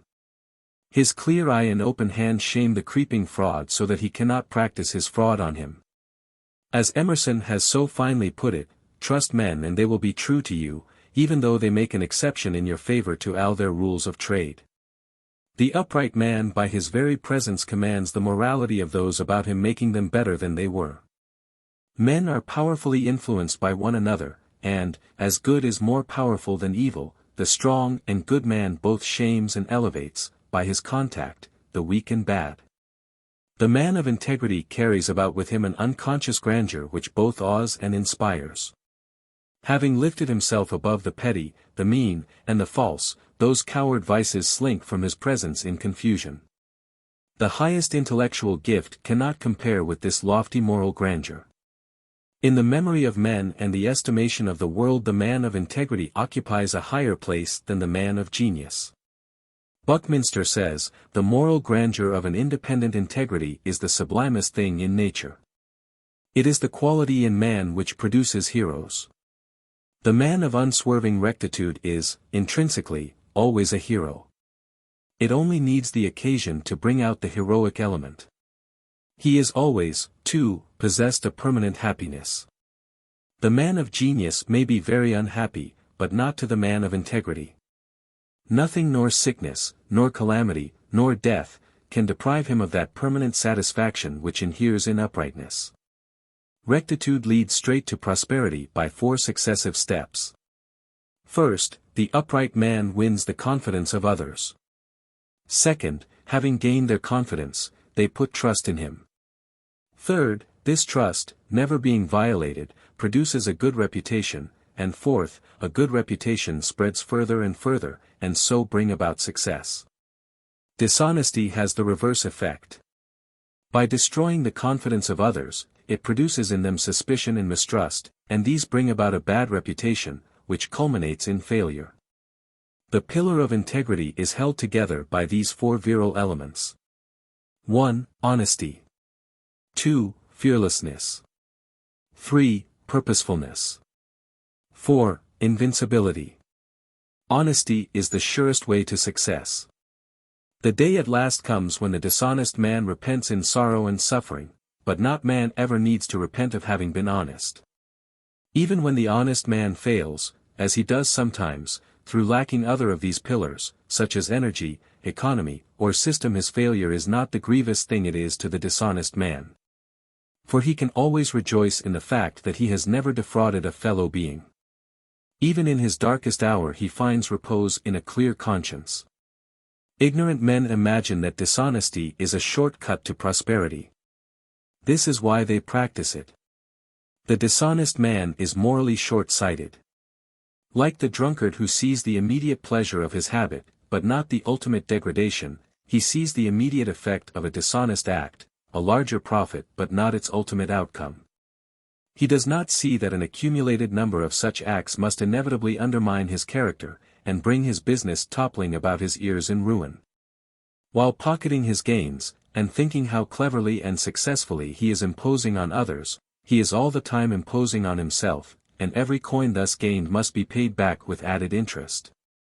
And from this just retribution there is no possible loophole of escape. This moral gravitation is as sure and unvarying as the physical gravitation of a stone to the earth. The tradesman who demands of his assistants that they shall be, and misrepresents his goods to customers, is surrounding himself on all hands with suspicion, mistrust, and hatred. Even the moral weaklings who carry out his instructions, despise him while defiling themselves with his unclean work. How can success thrive in such a poisonous atmosphere? The spirit of ruin is already in such a business, and the day of his fall is ordained. An honest man may fail, but not because he is honest, and his failure will be honorable, and will not injure his character and reputation.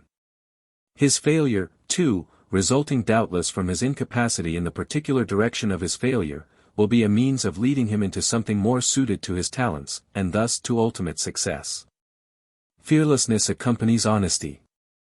The honest man has a clear eye and an unflinching gaze. He looks his fellow men in the face, and his speech is direct and convincing.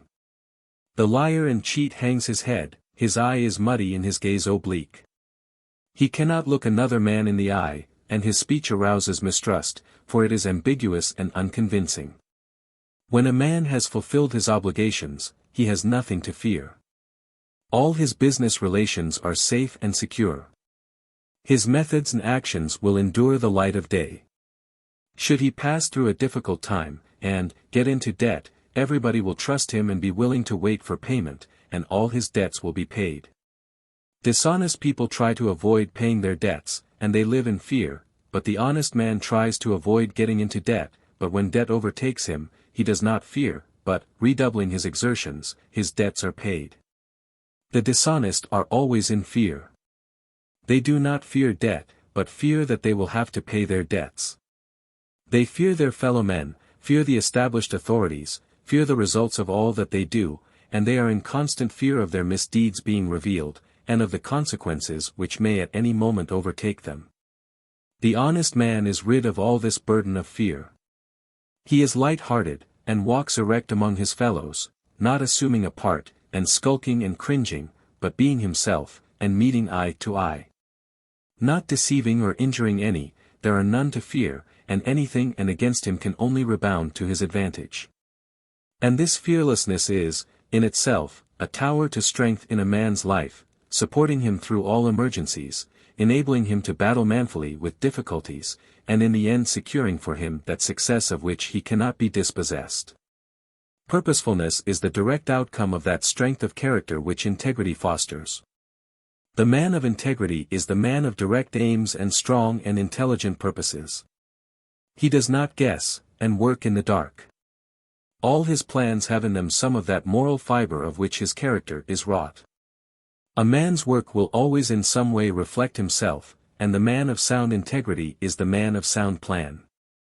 He waits and considers and looks ahead, and so is less likely to make serious mistakes, or to bungle into a dilemma from which it is difficult to escape.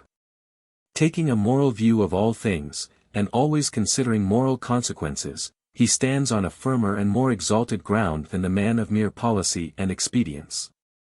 And while commanding a more extended view of any situation, he wields the greater power which a more comprehensive grasp of details with the principles involved, confers upon him. Morality always has the advantage of expediency. Its purposes always reach down far below the surface, and are therefore more firm and secure, more strong and lasting. There is a native directness, too, about integrity, which enables the man to get straight to the mark in whatever he does, and which makes failure almost impossible. Strong men have strong purposes, and strong purposes lead to strong achievements. The man of integrity is above all men strong, and his strength is manifested in that thoroughness with which he does the business of his life, thoroughness which commands respect, admiration, and success. Invincibility is a glorious protector, but it only envelopes the man whose integrity is perfectly pure and unassailable. Never to violate, even in the most insignificant particular, the principle of integrity, is to be invincible against all the assaults of innuendo, slander, and misrepresentation. The man who has failed in one point is vulnerable, and the shaft of evil, entering that point, will lay him low, like the arrow in the heel of Achilles. Pure and perfect integrity is proof against all attack and injury, enabling its possessor to meet all opposition and persecution with dauntless courage and sublime equanimity. No amount of talent, intellect, or business acumen can give a man that power of mind and peace of heart which come from an enlightened acceptance and observance of lofty moral principles. Moral force is the greatest power. Let the seeker for a true prosperity discover this force, let him foster and develop it in his mind and in his deeds, and as he succeeds he will take his place among the strong leaders of the earth. Such is the strong and adamantine pillar of integrity. Blessed and prosperous above all men will be he who builds its incorruptible masonry into the temple of his life. 5. Fourth pillar, system. System is that principle of order by which confusion is rendered impossible. In the natural and universal order everything is in its place, so that the vast universe runs more perfectly than the most perfect machine. Disorder in space would mean the destruction of the universe, and disorder in a man's affairs destroys his work and his prosperity. All complex organizations are built up by system. No business or society can develop into large dimensions apart from system, and this principle is preeminently the instrument of the merchant, the businessman, and the organizer of institutions. There are many departments in which a disorderly man may succeed, although attention to order would increase his success, but he will not succeed in business unless he can place the business entirely in the hands of a systematic manager, who will thereby remedy his own defect. All large business concerns have been evolved along definitely drawn systematic lines, any violation of which would be disastrous to the efficiency and welfare of the business. Complex business or other organizations are built up like complex bodies in nature, by scrupulous attention to details. The disorderly man thinks he can be careless about everything but the main end, but by ignoring the means he frustrates the end. By the disarrangement of details, organisms perish, and by the careless neglect of details, the growth of any work or concern is prevented. Disorderly people waste an enormous amount of time and energy. The time frittered away in hunting for things is sufficient, where if conserved by order, to enable them to achieve any success, for slovenly people never have a place for anything, and have to hunt, frequently for a long time, for any article which they require. In the irritation, bad humor, and chagrin which this daily hunting for things brings about, as much energy is dissipated as would be required to build up a big business, or scale the highest heights of achievement in any direction. Orderly people conserve both their time and energy. They never lose anything, and therefore never have to find anything. Everything is in its place, and the hand can be at once placed upon it, though it be in the dark. They can well afford to be cool and deliberate, and so use their mental energies in something more profitable than irritation, bad temper, and accusing others for their own lack of order. There is a kind of genius in system which can perform apparent wonders with ease. A systematic man can get through so great a quantity of work in such a short time, and with such freedom from such exhaustion, as to appear almost miraculous. He scales the heights of success while his slovenly competitor is wallowing hopelessly in the bogs of confusion. His strict observance of the law of order enables him to reach his ends, swiftly and smoothly, without friction or loss of time. The demands of system, in all departments of the business world, are as rigid and exacting as the holy vows of a saint, and cannot be violated in the smallest particular but at the risk of one's financial prospects. In the financial world, the law of order is an iron necessity, and he who faultlessly observes it, saves time, temper, and money. Every enduring achievement in human society rests upon a basis of system. So true is this, that were system withdrawn, progress would cease. Think, for instance, of the vast achievements of literature, the works of classic authors and of great geniuses. The great poems, the innumerable prose works, the monumental histories, the soul-stirring orations. Think also the social intercourse of human society, of its religions, its legal statutes, and its vast fund of book knowledge. Think of all these wonderful resources and achievements of language, and then reflect that they all depend for their origin, growth, and continuance on the systematic arrangements of 26 letters, an arrangement having inexhaustible and illimitable results by the fact of its rigid limitation within certain fixed rules. Again, all the wonderful achievements of mathematics have come from the systematic arrangement of 10 figures. While the most complex piece of machinery, with its thousands of parts working together smoothly and almost noiselessly to the achievement of the end for which it was designed, was brought forth by the systematic observance of a few mechanical laws. Herein we see how system simplifies that is complex, how it makes easy that which was difficult. How it relates an infinite variety of details of the one central law or order, and so enables them to be dealt with and accounted for with perfect regularity, and with an entire absence of confusion. The scientist names and classifies the myriad details of the universe, from the microscopic rotifer to the telescopic star, by his observance of the principle of system, so that out of many millions of objects, reference can be made to any one object in, at most, a few minutes. It is this faculty of speedy references and swift dispatch which is of such overwhelming importance in every department of knowledge and industry, and the amount of time and labor thus saved to humanity is so vast as to be incompatible. We speak of religious, political, and business systems, and so on, indicating that all things in human society are welded together by the adhesive qualities of order. System is, indeed, one of the great fundamental principles in progress, and in the binding together, in one complete whole, of the world's millions of human beings, while they are at the same time each striving for a place and are competing with one another in opposing aims and interest. We see here how system is allied with greatness, for the many separate units whose minds are untrained to the discipline of system, are kept in their places by the organizing power of the comparatively few who perceive the urgent, the inescapable necessity for the establishment of fixed and inviolable rules, whether in business, law, religion, science, or politics. In fact, in every sphere of human activity, for immediately two human beings meet together, they need some common ground of understanding for the avoidance of confusion. In a word, some system to regulate their actions. Life is too short for confusion.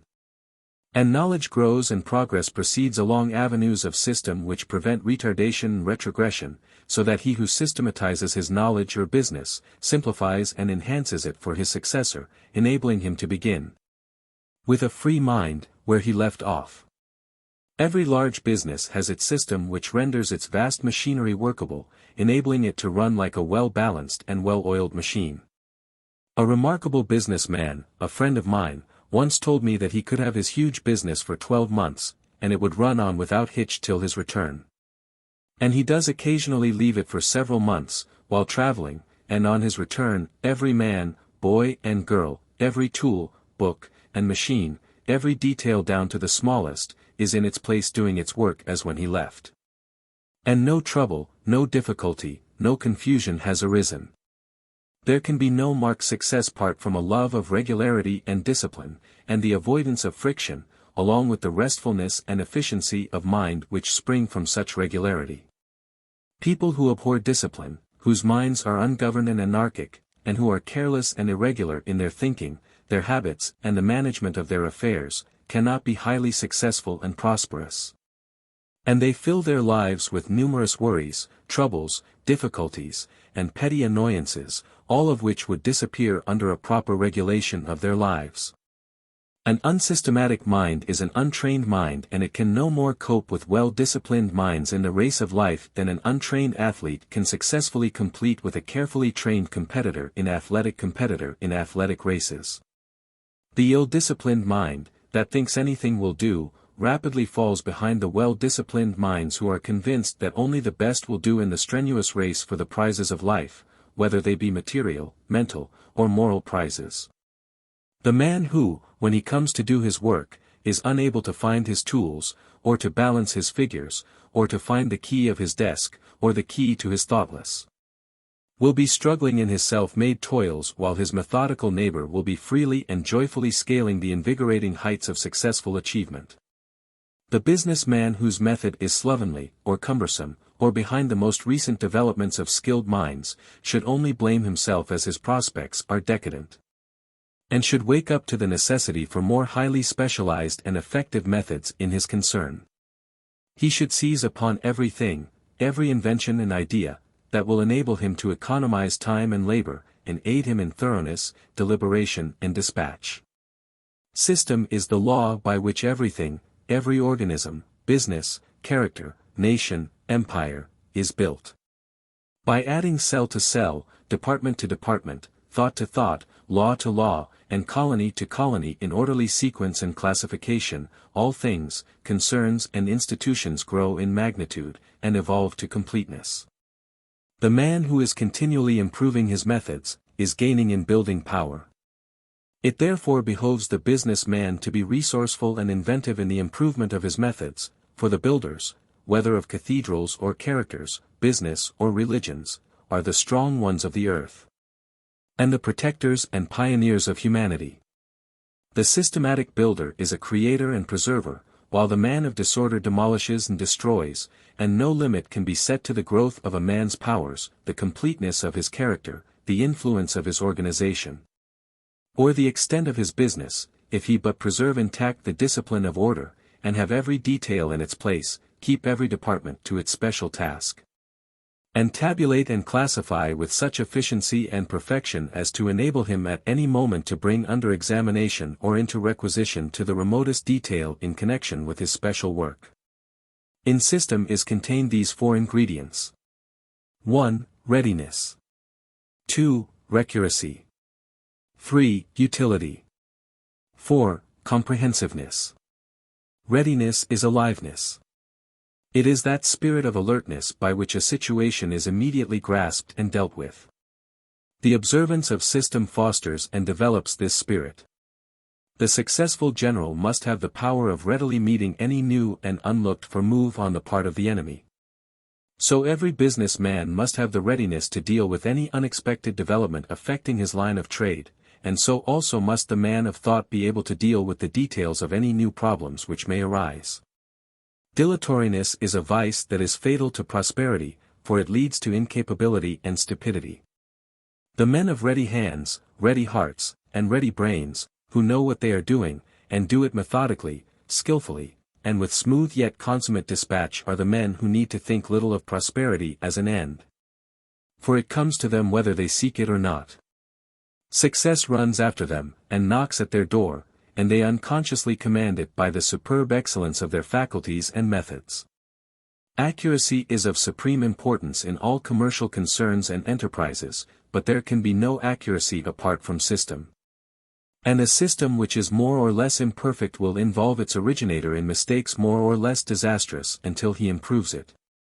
Inaccuracy is one of the commonest failings, because accuracy is closely allied to self-discipline, and self-discipline, along with that glad subjection to external discipline which it involves, is an indication of high moral culture to which the majority have not yet attained.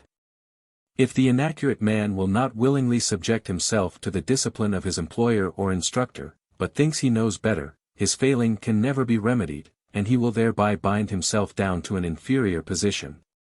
If in the business world, or to imperfect knowledge, if in the world of thought, the prevalence of the vice of inaccuracy, and in view of its disastrous effect it must be regarded as a vice, though perhaps one of the lesser vices, is patent to every observed in the way in which the majority of people relate a circumstance or repeat a simple statement of fact.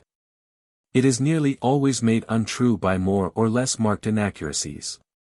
Few people, perhaps, not reckoning those who deliberately lie, have trained themselves to be accurate in what they say, or are so careful as to admit and state their liability to error. And from this common form of inaccuracy many untruths and misunderstandings arise. More people take pains to be accurate in what they do than in what they say, but even here inaccuracy is very common, rendering many inefficient and incompetent, and unfitting them for any strenuous and well-sustained endeavor. The man who habitually uses up a portion of his own or his employer's time in trying to correct his errors, or for the correction of whose mistakes another has to be employed, is not the man to maintain any position in the work-a-day world, much less to reach a place among the ranks of the prosperous. There never yet lived a man who did not make some mistakes on his way to his particular success, but he is the capable and right-minded man who perceives his mistakes and quickly remedies them, and who is glad when they are pointed out to him. It is habitual and persistent, inaccuracy which is a vice, and he is the incapable and wrong-minded man who will not see or admit his mistakes, and who takes offense when they are pointed out to him. The progressive man learns by his own mistakes as well as by the mistakes of others. He is always ready to test good advice by practice, and aims at greater and ever greater accuracy in his methods, which means higher and higher perfection, for accuracy is perfect. And the measure of a man's accuracy will be the measure of his uniqueness and perfection. Utility or usefulness is the direct result of method in one's work. Labor arrives at fruitful and profitable ends when it is systematically pursued. If the gardener is to gather in the best produce, he must not only sow and plant, but he must sow and plant at the right time. And if any work is to be fruitful in results, it must be done seasonably, and the time for doing a thing must not be allowed to pass by. Utility considers the practical end, and employs the best means to reach that end.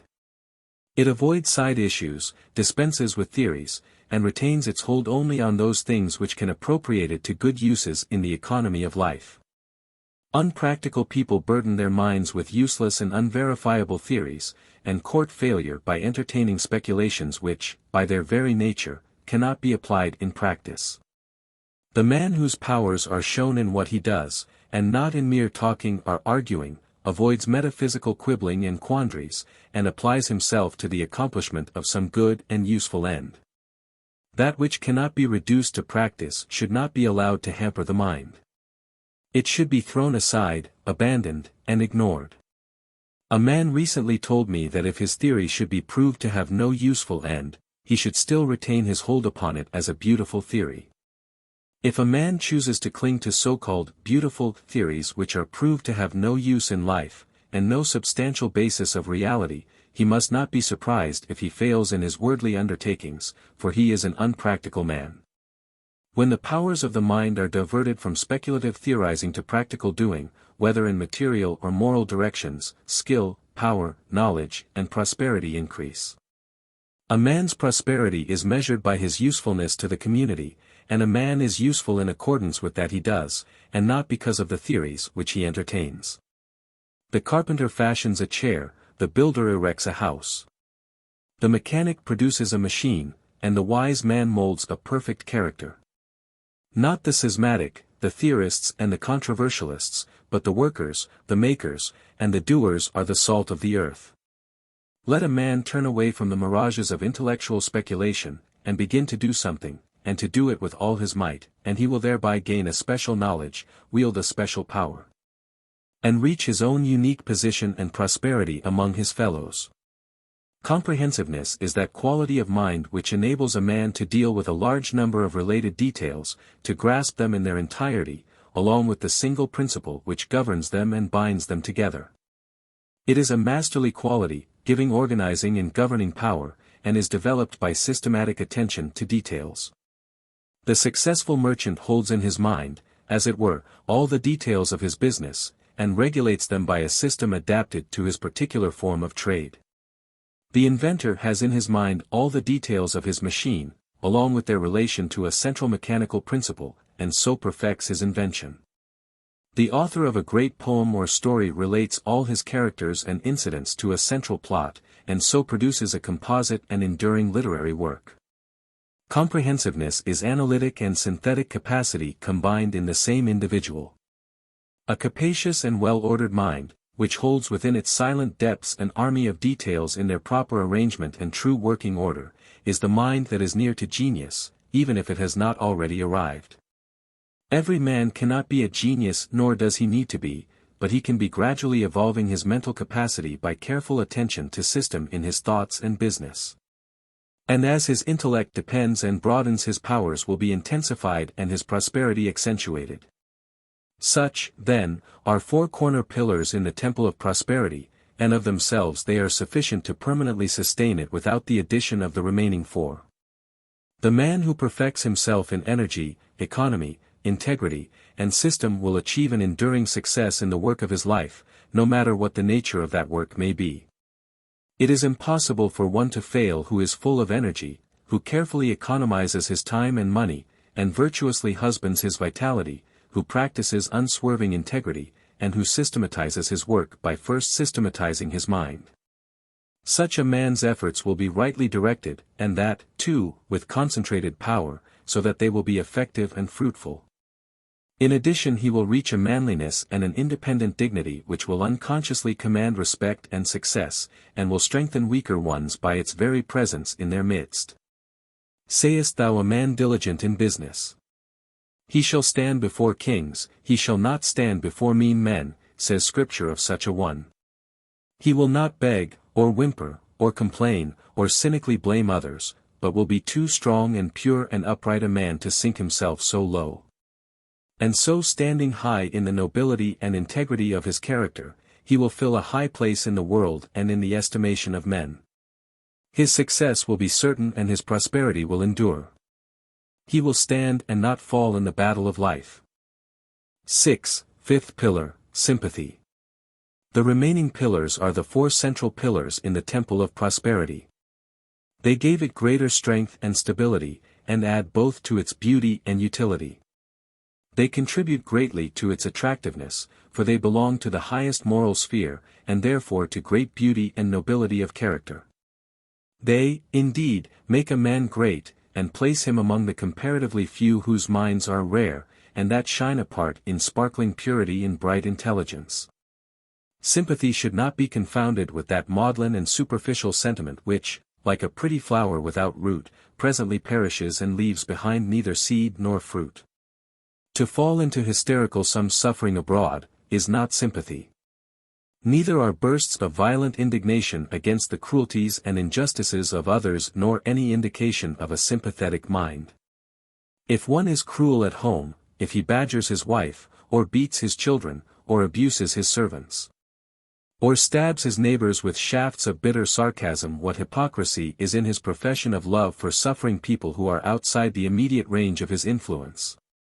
What shallow sentiment informs his bursts of indignation against the injustice and hard-heartedness in the world around him? Says Emerson of such, "Go, love thy infant, love thy wood-chopper, be good-natured and modest, have that grace.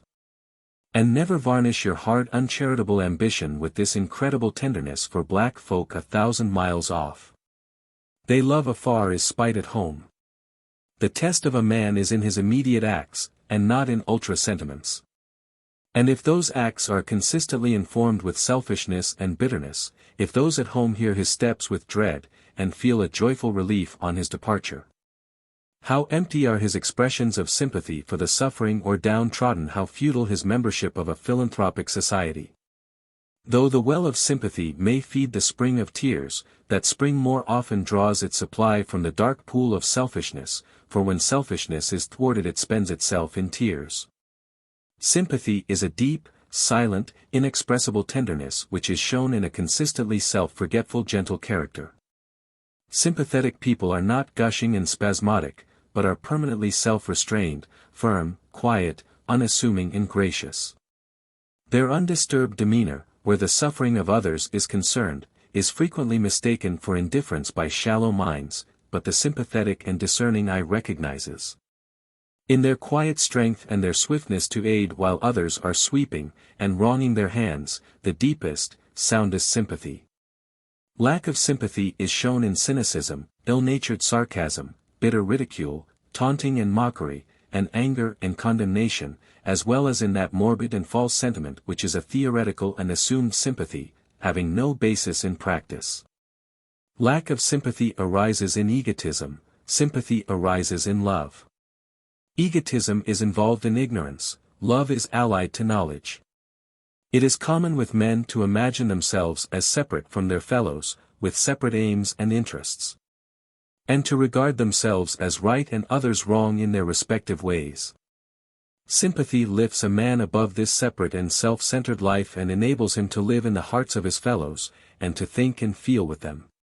He puts himself in their place, and becomes, for the time being, as they are. As Whitman, the hospital hero, expresses it, I do not ask the wounded person. It is a kind of impertinence to question a suffering creature. Suffering calls for aid and tenderness, and not for curiosity, and the sympathetic man or woman feels the suffering, and ministers to its alleviation. Nor can sympathy boast, and wherever self-praise enters in, sympathy passes out. If one speaks of his many deeds of kindness, and complains of the ill treatment he has received in return, he has not done kindly deeds, but has yet to reach that self-forgetful modest which is the sweetness of sympathy. Sympathy, in its real and profound sense, is oneness with others in their strivings and sufferings, so that the man of sympathy is a composite being. He is, as it were, a number of men, and he views a thing from a number of different sides, and not from one side only, and that his own particular side. He sees with the others men's eyes, hears with their ears, thinks with their minds, and feels with their hearts. He is thus able to understand men who are vastly different from himself. The meaning of their lives is revealed to him, and he is united to them in the spirit of goodwill. Said Balzac, the poor fascinate me, their hunger is my hunger, I am with them in their homes, their privations I suffer. I feel the beggar's rags upon my back, I for the time being become the poor and despised man. It reminds us of the saying of one greater than Balzac, that a deed done for a suffering little one was done for him. And so it is. Sympathy leads us to the hearts of all men, so that we become spiritually united to them, and when they suffer we feel the pain, when they are glad we rejoice with them. When they are despised and persecuted, we spiritually descend with them into the depths, and take into our hearts their humiliation and distress. And he who has this binding, uniting spirit of sympathy, can never be cynical and condemnatory, can never pass thoughtless and cruel judgments upon his fellows, because in his tenderness of heart he is ever with them in their pain. But to have reached this ripened sympathy, it must needs be that one has loved much, suffered much and sounded the dark depths of sorrow.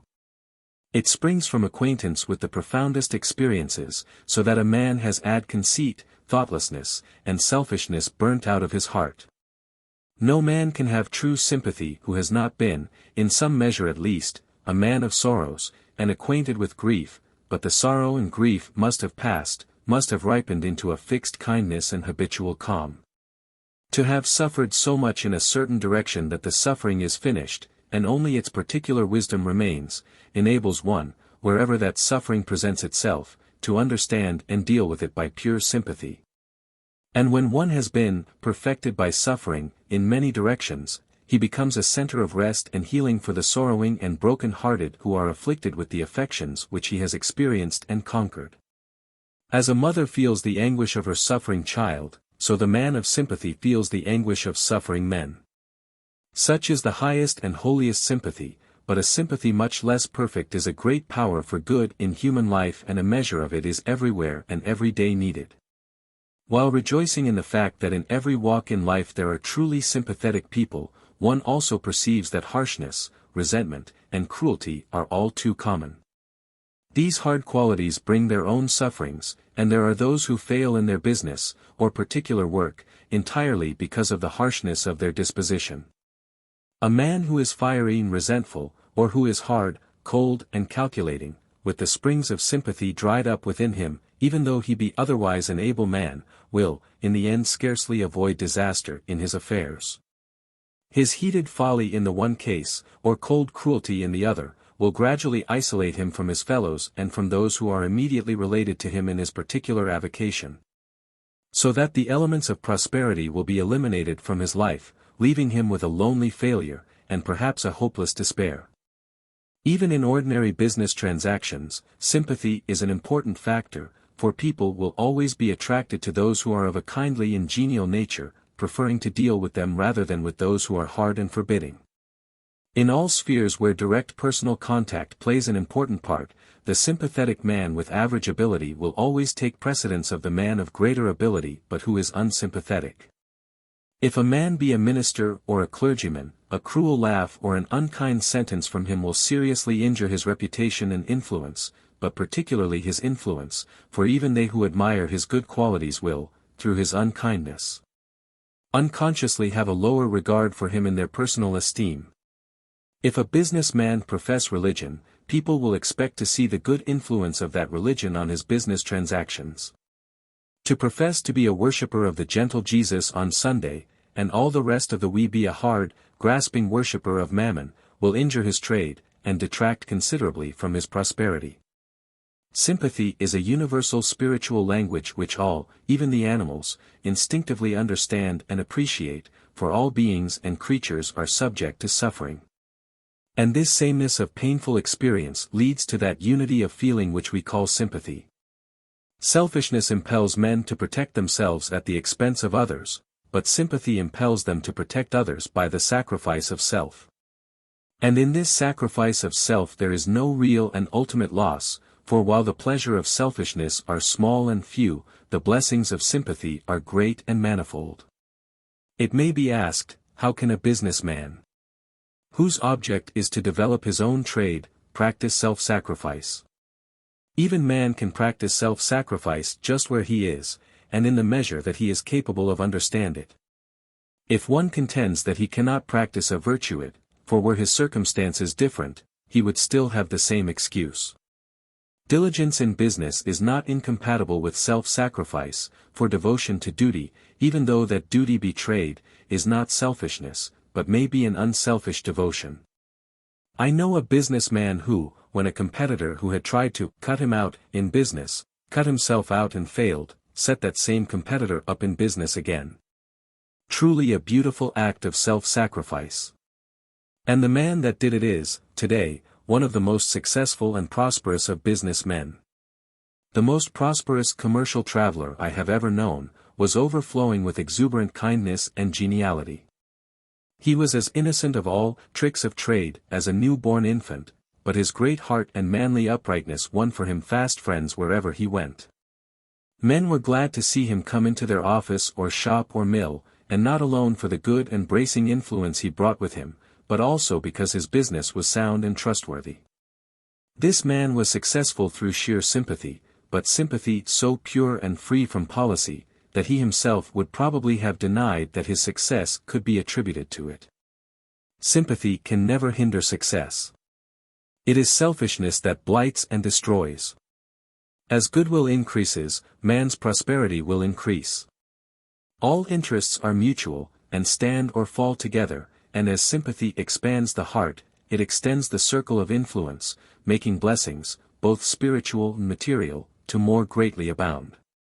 Fourfold are the qualities which make up the great virtue of sympathy, namely: 1. Kindness. 2. Generosity. 3. Gentleness. 4. Insight. Kindness, when fully developed, is not a passing impulse but a permanent quality. An intermittent and unreliable impulse is not kindness, though it often goes under that name. There is no kindness in praise if it be followed by abuse. The love which seems to prompt the spontaneous kiss will be of little account if it be associated with a spontaneous spite. The gift which seemed so gracious will lose its value should the giver afterwards wish its value in return. To have one's feelings aroused to do a kind action towards another by some external stimulus pleasing to oneself, and shortly afterwards to be swayed to the other extreme towards the same person by an external event unpleasing to oneself, should be regarded as weakness of character. And it is also a selfish condition, us, and when he pleases us, to be thinking of one's self only. A true kindness is unchangeable, and needs no external stimulus to force it into action. It is a well from which thirsty souls can always drink, and it never runs dry.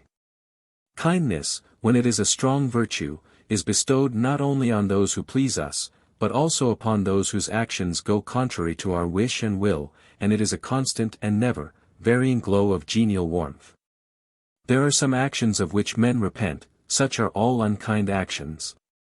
There are other actions of which men do not repent, and such are all kind actions. The day comes when men are sorry for the cruel things they said and did. But the day of gladness is always with them for the kindly things they have said and done. Unkindness mars a man's character, it mars his face as time goes on, and it mars that perfection of success which he would otherwise reach. Kindness beautifies the character, it beautifies the face with the growth of the years, and it enables a man to reach that perfection of success to which his intellectual abilities entitle him. A man's prosperity is mellowed and enriched by the kindness of his disposition. Generosity goes with a larger-hearted kindness. If kindness be the gentle sister, generosity is the strong brother. A free, open-handed, and magnanimous character is always attractive and influential. Stringiness and meanness always repel, they are dark, cramped, narrow, and cold. Kindness and generosity always attack, they are sunny, genial, open, and warm. That which repels makes for isolation and failure, that which attracts makes for union and success. Giving is as important a duty as getting, and he who gets all he can, and refuses to give, will at last be unable to get. For it is as much a spiritual law that we cannot get unless we give, as that we cannot give unless we get. Giving has always been taught as a great and important duty by all the religious teachers. This is because giving is one of the highways of personal growth and progress. It is a means by which we attain to greater and greater unselfishness, and by which we prevent the falling back into selfishness. It implies that we recognize our spiritual and social kinship with our fellow men, and are willing to part with a portion of that we have earned or possess, for man who, the more he gets, hungers for more still, and refuses to loosen his grasp upon his accumulating store, like a wild beast with its prey, is retrogressing. He is shutting himself out from all the higher and joy-giving qualities, and from free and life-giving communion with unselfish, happy human hearts. Dickens's Scrooge in A Christmas Carol represents the condition of such a man with graphic vividness and dramatic force. Our public men in England today, probably also in America, are nearly all, I think I might say all, for I have not yet met an exception, great givers. These men, Lord Mayors, magistrates, town and city councillors, and all men filling responsible public offices, being men who have been singularly successful in the management of their own private affairs, are considered the best men for the management of public affairs, and numerous noble institutions throughout the land are perpetual witnesses to the munificence of their gifts. Nor have I been able to find any substantial truth in the accusation, so often hurled against such men by the envious and unsuccessful, that their riches are made unjustly. Without being perfect men, they are an honorable class of manly, vigorous, generous, and successful men, who have acquired riches and honor by sheer industry, ability and uprightness. Let a man beware of greed, of meanness, of envy, of jealousy, of suspicion, for these things, if harbored, will rob him of all that is best in life, aye, even all that is best in material things, as well as all that is best in character and happiness. Let him be liberal of heart and generous of hand, magnanimous and trusting, not only giving cheerfully and often of his substance, but allowing his friends and fellowmen freedom of thought and action. Let him be thus, and honor, plenty, and prosperity will come knocking at the door for admittance as his friends and guests. Gentleness is akin to divinity. Perhaps no quality is so far removed from all that is coarse, brutal and selfish as gentleness, so that when one is becoming gentle, he is becoming divine. It can only be acquired after much experience and through great self-discipline. It only becomes established in a man's heart when he has controlled and brought into subjection his animal voice, a distinct, firm, but quiet enunciation, and freedom from excitement, vehemence, or resentment in peculiarly aggravating circumstances. If there is one quality which, above all others, should distinguish the religious man, it is the quality of gentleness, for it is the hallmark of spiritual culture. The rudely aggressive man is an affront to cultivated minds and unselfish hearts. Our word gentleman has not altogether departed from its original meaning. It is still applied to one who is modest and self-restrained, and is considerate for the feelings and welfare of others. A gentle man, one whose good behavior is prompted by thoughtfulness and kindliness, is always loved, whatever may be his origin. Quarrelsome people make a display in their bickering and recriminations, of their ignorance and lack of culture. The man who has perfected himself in gentleness never quarrels. He never returns the hard word, he leaves it alone, or meets it with a gentle word which is far more powerful than wrath. Gentleness is wedded to wisdom, and the wise man has overcome all anger in himself, and so understands how to overcome it in others. The gentleman is saved from most of the disturbances and turmoils with which uncontrolled men afflict themselves. While they are wearing themselves out with wasteful and needless strain, he is quiet and composed, and such quietness and composure are strong to win in the battle of life. Insight is the gift of sympathy. The sympathetic mind is the profoundly perceiving mind. We understand by experience, and not by argument. Before we can know a thing or being, our life must touch its or his life. Argument analyzes the outer skin, but sympathy reaches to the heart. The cynic sees the hat and coat, and thinks he sees the man. The sympathetic seer sees the man, and is not concerned with the hat and coat. In all kinds of hatred there is a separation by which each misjudges the other. In all kinds of love there is a mystic union by which each knows the other. Sympathy, being the purest form of this, the greatest poet because he has the largest heart. No other figure in all literature has shown such a profound knowledge of the human heart, and of nature both animate and inanimate. The personal Shakespeare is not to be found in his works, he is merged, by sympathy, into his characters. The wise man and the philosopher, the madman and the fool, the drunkard and the harlot, these he, for the time, into their particular experiences and knew them better than they knew themselves. Shakespeare has no partiality, no prejudice. His sympathy embraces all, from the lowest to the highest. Prejudice is the great barrier to sympathy and knowledge. It is impossible to understand those against whom one harbors a prejudice. We only see men and things as they are when we divest our minds of partial judgments. We become seers as we become sympathizers. Sympathy has knowledge for her companion. Inseparable are the feeling heart and the seeing eye. The man of pity is the man of prophecy. He whose heart beats in tune with all hearts, to him the contents of all hearts are revealed. Nor are past and future any longer insoluble mysteries to the man of sympathy. His moral insight apprehends the perfect round of human life. Sympathetic insight lifts a man into the consciousness of freedom, gladness and power. His spirit inhales joy as his lungs inhale air. There are no longer any fears of his fellowmen of competition, hard times, enemies, and the like. These groveling illusions have disappeared, and there has opened up before his awakened vision a realm of greatness and grandeur. 7. Sixth pillar, sincerity.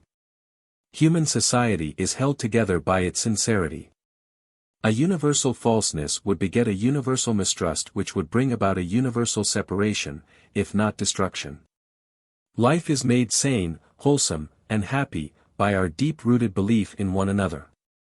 If we did not trust men, we could not transact business with them, could not even associate with them. Shakespeare's Timon shows us the wretched condition of a man who, through his own folly, has lost all faith in the sincerity of human nature. He cuts himself off from the company of all men, and finally commits suicide. Emerson has something to the effect that if the trust system were withdrawn from commerce, society would fall to pieces, that system being an indication of the universal confidence men place in each other. Business, commonly supposed by the short-sighted and foolish to be all fraud and deception, is based on a great trust, a trust that men will meet and fulfill their obligations. Payment is not asked until the goods are delivered. And the fact of the continuance of this system for ages, proves that most men do pay their debts, and have no wish to avoid such payment. Back of all its shortcomings, human society rests on a strong basis of truth. Its fundamental note in sincerity. Its great leaders are all men of superlative sincerity, and their names and achievements are not allowed to perish, a proof that the virtue of sincerity is admired by all the race. It is easy for the insincere to imagine that everybody is like themselves, and to speak of the rottenness of society, though a rotten thing could endure age after age, for is not everything yellow to the jaundiced eye? People who cannot see anything good in the constitution of human society, should overhaul themselves. Their trouble is near home. They call good, evil. They have dwelt cynically and peevishly on evil till they cannot see good, and everything and everybody appears evil. Society is rotten from top to bottom, I heard a man say recently, and he asked me if I did not think so. I replied that I should be sorry to think so, that while society had many blemishes, it was sound at the core, and contained within itself the seeds of perfection. Society, indeed, is so sound that the man who is playing a part for the accomplishment of entirely selfish ends cannot long prosper, and cannot fill any place as an influence. He is soon unmasked and disagreed.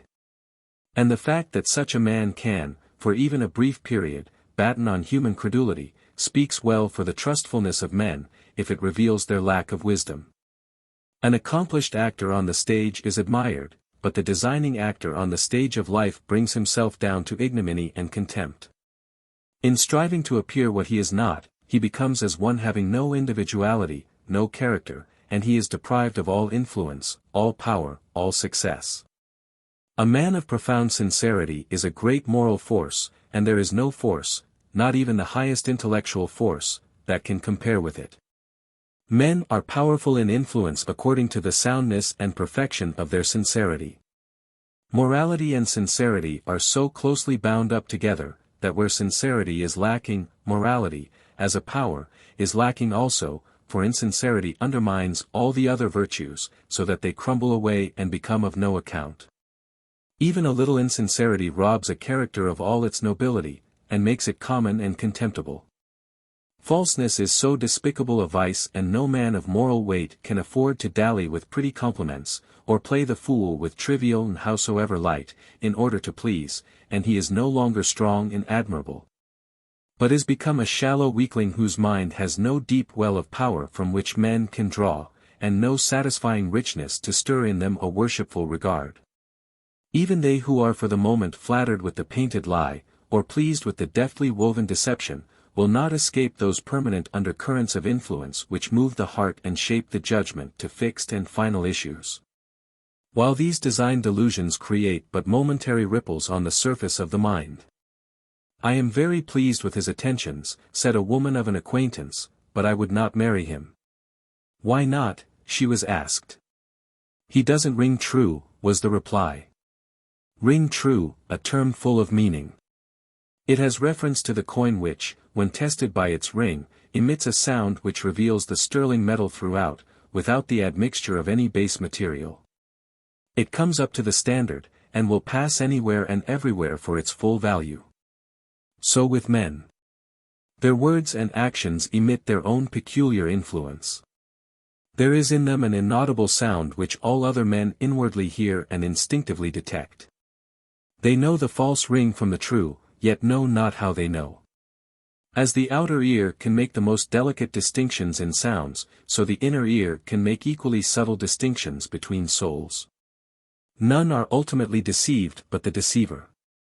It is the blind folly of the insincere that, while flattering themselves upon their successful simulations, they are deceiving none but themselves. Their actions are laid bare before all hearts. There is at the hear of man a tribunal whose judgments do not miscarry. If the senses faultlessly detect, shall not the soul infallibly know? This inner infallibility is shown in the collective judgment of the race. This judgment is perfect. So perfect that in literature, art, science, invention, religion, in every department of knowledge, it divides the good from the bad, the worthy from the unworthy, the true from the false, zealously guarding and preserving the former, and allowing the latter to perish. The works, words, and deeds of great men are the heirlooms of the race, and the race is not careless of their value. 1,000 men write a book, and one only is a work of original genius, yet the race singles out that one, elevates and preserves it, while it consigns the 999 copyists to oblivion.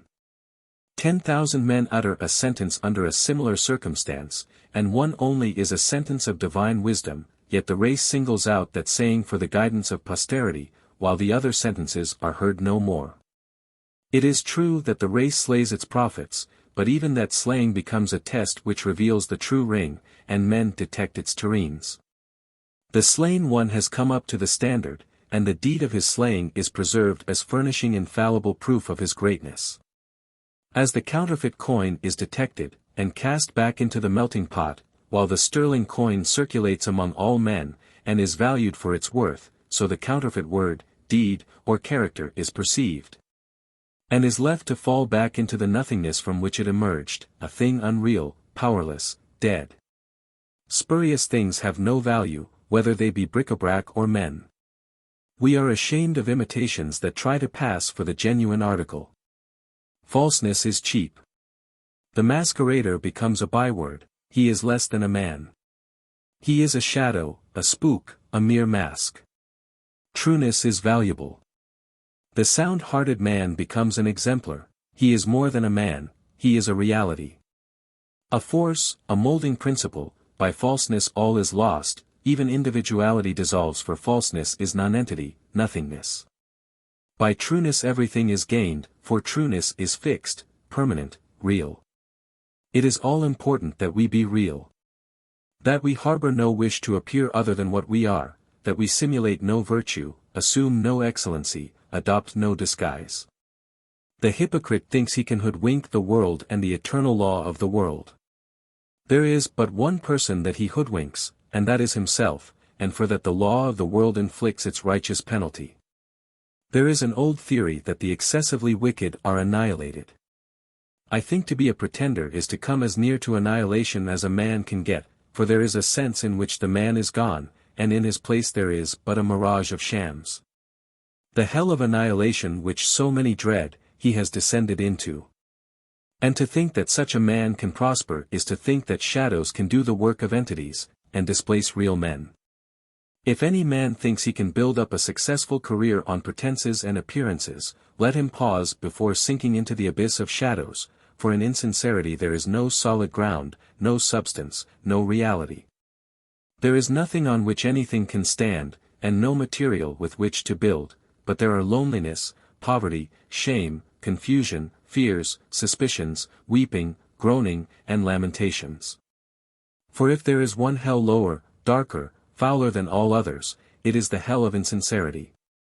For beautiful traits adorn the mind of the sincere man, they are 1. Simplicity. 2. Attractiveness. 3. Penetration. 4. Power. Simplicity is naturalness. It is simple being, without fake or foreign adornment. Why are all things in nature so beautiful? Because they are natural. We see them as they are, no task they might wish to appear, for in sooth they have no wish to appear, for in sooth they have no wish to appear otherwise. There is no hypocrisy in the world of nature outside of human nature. The flower which is so beautiful in all eyes would lose its beautify in all eyes would nature we look upon reality, and its beauty and perfection gladden and amaze us. We cannot find anywhere a flaw, and are conscious of our incapacity to improve upon anything, even to the most insignificant. Everything has its own peculiar perfection, and shines in the beauty of unconscious simplicity. One of the modern social cries is, "Back to nature." It is generally understood to mean a cottage in the country, and a piece of land to cultivate. It will be of little use to go into the country if we take our shams with us. And any veneer which may cling to us can as well be washed off just where we are. It is good that they who feel burdened with the conventions of society should fly to the country, and court the quiet of nature. But it will fail if it by anything but a means to that inward redemption which will restore us to the simple and the true. But though humanity has wandered from the natural simplicity of the animal world, it is moving towards a higher, a divine simplicity. Men of great genius are such because of their spontaneous simplicity. They do not foreign, they are. Lesser minds study style and effect. They wish to cut a striking figure on the stage of the world, and by that unholy wish they are doomed to mediocrity. Said a man to me recently, "I would give 20 years of my life to be able to write an immortal hymn." With such an ambition a man cannot write a hymn. He wants to pose. He is thinking of himself, of his own glory. Before a man can write an immortal hymn, or create any immortal work he must give, not 20 years of his life to ambition but can do anything great, and must sing, paint, write, out of 10,000 bitter experiences, 10,000 failures. 10,000 conquests, 10,000 joys. He must know Gethsemane, he must work with blood and tears. Retaining his intellect and moral powers, and returning to simplicity, a man becomes great. He forfeits nothing real. Only the shams are cast aside, revealing the standard gold of character. Where there is sincerity there will always be simplicity, a simplicity of the kind that we see in nature, the beautiful simplicity of truth. Attractiveness is the direct outcome of simplicity. This is seen in the attractiveness of all natural objects, to which we have referred, but in human nature it is manifested as personal influence. Of recent years certain pseudo-mystics have been advertising to sell the secret of personal magnetism for so many dollars. By which they purport to show vain people how they can make themselves attractive to others by certain occult means, as though attractiveness can be bought and sold, and put on and off like powder and paint. Nor are people who are anxious to be thought attractive, likely to become so, for their vanity is a barrier to it. The very desire to be thought attractive is, in itself, a deception, and it leads to the practice of numerous deceptions. It infers, too, that such people are conscious of lacking the genuine attractions and graces of character, and are on the lookout for a substitute, but there is no substitute for beauty of mind and strength of character. Attractiveness, like genius, is lost by being coveted, and possessed by those who are too solid and sincere of character to desire it. There is nothing in human nature nor talent, nor intellect, nor affection, nor beauty of features that can compare in attractive power with that soundness of mind and wholeness of heart which we call sincerity. There is a perennial charm about a sincere man or woman, and they draw about themselves the best specimens of human nature. There can be no personal charm apart from sincerity. Infatuation there may be, and is, but this is a kind of disease, and is vastly different from the indissoluble bond by which sincere people are attached. Infatuation ends in painful disillusion, but as there is nothing hidden between sincere souls, and they stand upon that solid ground of reality, there is no illusion to be displayed. Leaders among men attract by the power of their sincerity, and the measures of their sincerity is the measure of their sincerity is the great may be a man's intellect. He can never be a permanent leader and guide of men unless he be sincere. For a time he may sail jauntily upon the stream of popularity, and believe himself secure, but it is only that he may shortly fall the lower in popular odium. He cannot long deceive the people with his painted front. They will soon look behind, and find of what spurious stuff he is made. He is like a woman with a painted face. She thinks she is admired for her complexion, but all know it is paint, and despise her for it. She has one admirer, herself, and the hell of limitation to which all the insincere commit themselves is the hell of self-admiration. Sincere people do not think of themselves, of their talent, their genius, their virtue, their beautify, and because they are so unconscious of themselves, they attract all, and win their confidence, affection, and esteem. Penetration belongs to the sincere. All shams are unveiled in their presence. All simulators are transparent to the searching eye of the sincere man. With one clear glance he sees through all their flimsy pretenses. Tricksters with under his strong gaze, and want to get away from it. He who has rid his heart of all falseness, and entertains only that which is true, has gained the power to distinguish the false from the true in others. He is not deceived who is not self-deceived. As men, looking around on the objects of nature, infallibly distinguish them such as a snake, a bird, a horse, a tree, a rose, and so on, so the sincere man distinguishes between the variety of characters. He perceives in a movement, a look, a word, an act, the nature of the man, and acts accordingly. He is on his guard without being suspicious. He is prepared for the pretender without being mistrustful. He acts from positive knowledge, and not from negative suspicion. Men are open to him, and he reads their contents. His penetrative judgment pierces to the center of actions. His direct and unequivocal conduct strengthens in others the good, and shames the bad, and he is a staff of strength to those who have not yet attained to his soundness of heart and head. Power goes with penetration.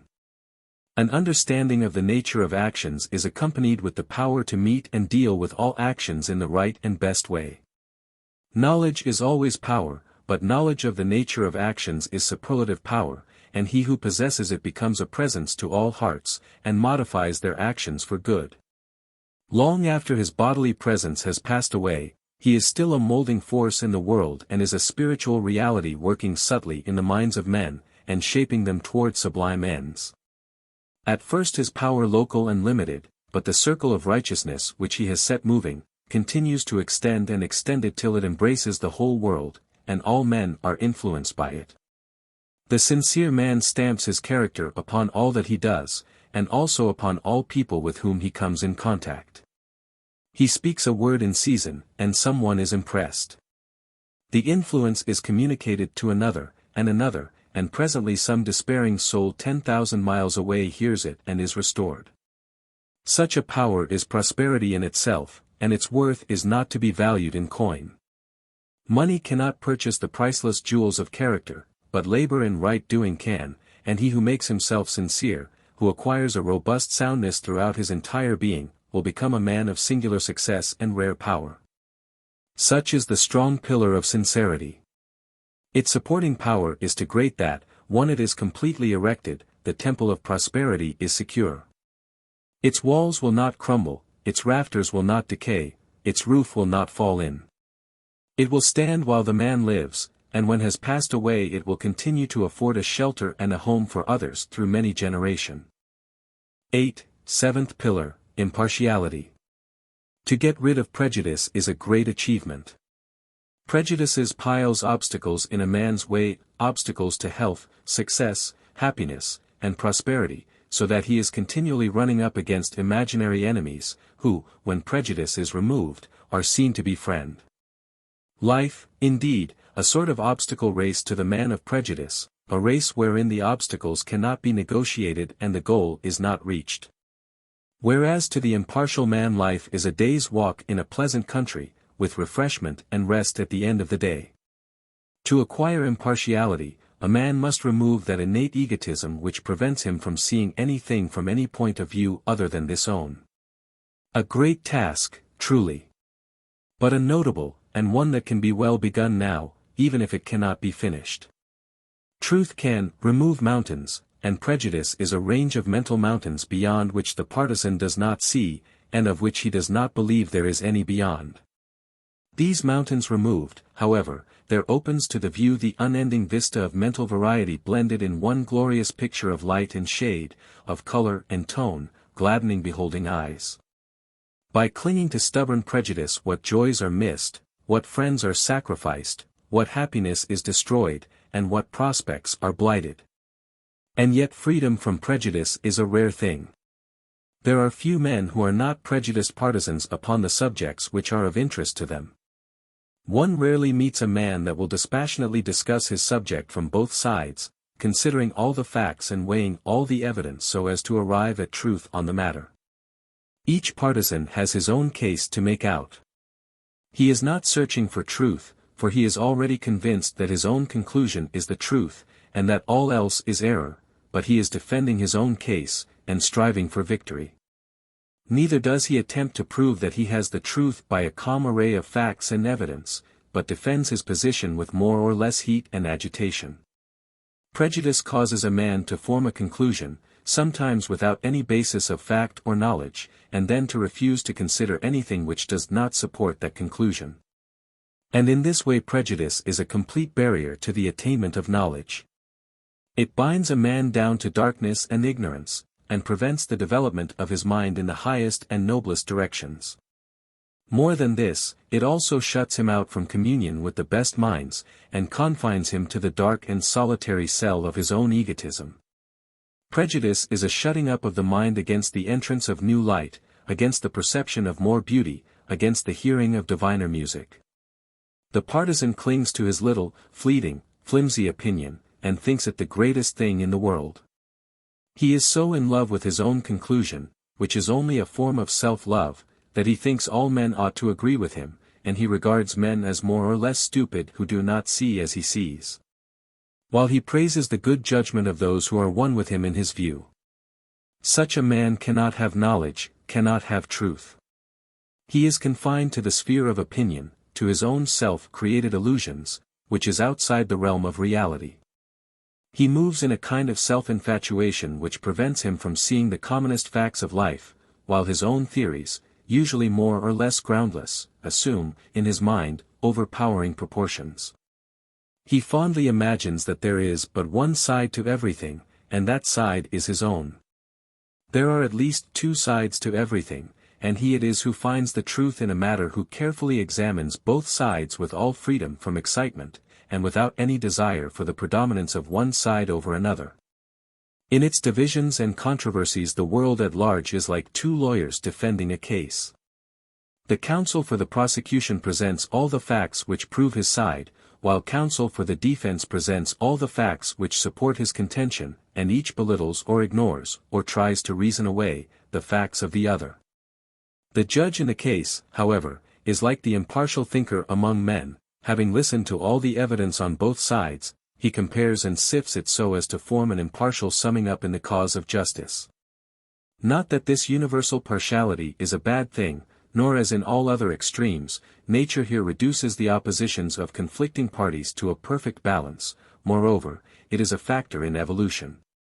It stimulates men to think who have not yet developed the power to rouse up vigorous thought at will, and it is a phase through which all men have to pass.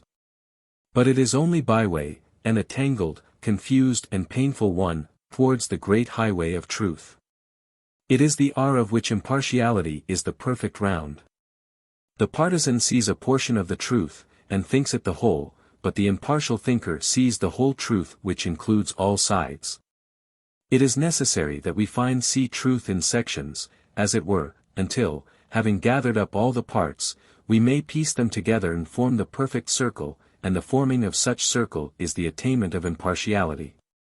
The impartial man examines, weighs, and considers, with freedom from prejudice and from likes and dislikes. His one wish is to discover the truth. He abolishes preconceived opinions, and lets facts and evidence speak for themselves. He has no case to make out for himself, for he knows that truth is unalterable, that his opinions can make no difference to it, and that it can be investigated and discovered. He thereby escapes a vast amount of friction and nervous wear and tear to which the feverish partisan is subject, and in addition, he looks directly upon the face of reality, and so becomes tranquil and peaceful. So rare is freedom from prejudice that wherever the impartial thinker may be, he is sure, sooner or later, to occupy a very high position in the estimation of the world, and in the guidance of its destiny. Not necessarily an office in worldly affairs, for that is improbable, but an exalted position in the sphere of influence. There may be such a one now, and he may be a carpenter, a weaver, a clerk. He may be in poverty or in the home of a millionaire. He may be short or tall, or of any complexion, but whatever and wherever he may be, he has, though unknown, already begun to move the world, and will one day be universally recognized as a new force and creative center in evolution. There was one such some 1900 years ago. He was only a poor, unlettered carpenter. He was regarded as a madman by his own relatives, and he came to an ignominious end in the eyes of his countrymen, but he sowed the seeds of an influence which has altered the whole world. There was another such in India some 25 centuries ago. He was accomplished, highly educated, and was the son of a capitalist and landed proprietor, a petty king. He became a penniless, homeless mendicant, and today 1/3 of the human race worship at his shrine, and are restrained and elevated by his influence. Beware when the great God lets loose a thinker on this plane, says Emerson. And a man is not a thinker who is bound by prejudice, he is merely the strenuous upholder of an opinion. Every idea must pass through the medium of his particular prejudice, and receive its color, so that dispassionate thinking and impartial judgment are rendered impossible. Such a man sees everything only in its relation, or imagined relation, to his opinion, whereas the thinker sees things as they are. The man who has so purified his mind of prejudice and of all the imperfections of egotism as to be able to look directly upon reality, has reached the acme of power. He holds in his hands, as it were, the vastest influence, and he will wield this power whether he knows it or not. It will be inseparable from his life, and will go from him as perfume from the flower. It will be in his words, his deeds, in his bodily postures and the motions of his mind, even in his silence and the stillness of his frame. Wherever he goes, even though he should fly to the desert, he will not escape this lofty destiny, for a great thinker is the center of the world, by him all men are held in their orbits and all thought gravitates towards him.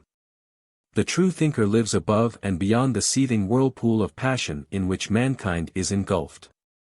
He is not swayed by personal consideration, for he has grasped the importance of impersonal principles, and being thus a non-combatant in the clashing warfare of egotistic desires, he can, from the vantage ground of an impartial but not indifferent watcher, see both sides equally, and grasp the cause and meaning of the fray. Not only the great teachers, but the greatest figures in literature, are those who are free from prejudice, who, like true mirrors, effect things impartially. Such are Whitman, Shakespeare, Balzac, Emerson, Homer. These minds are not local, but universal. Their attitude is cosmic and not personal.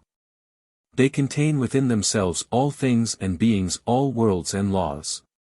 They are the gods who guide the race, and who will bring it at last out of its fever of passion into their own serene land. The true thinker is the greatest of men, and his destiny is the most exalted. The altogether impartial mind has reached the divine, and it basks in the full daylight of reality. The four great elements of impartiality are: 1. Justice. 2. Patience. 3. Calmness. 4. Wisdom. Justice is the giving and receiving of equal values. What is called striking a hard bargain is a kind of theft. It means that the purchaser gives value for only a portion of his purchase, the remainder being appropriated as clear gain. The seller also encourages it by closing the bargain. The just man does not try to gain an advantage, he considers the true values of things, and molds his transactions in accordance therewith. He does not let what will pay come before what is right, for he knows that the right pays best in the end.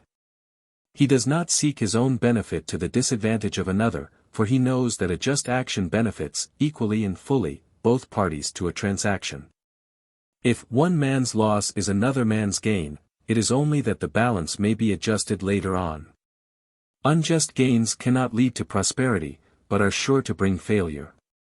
A just man could no more take from another an unjust gain by what is called a smart transaction, that he could take it by picking his pocket. He would regard the one as dishonest as the other. The bargaining spirit in business is not the true spirit of commerce.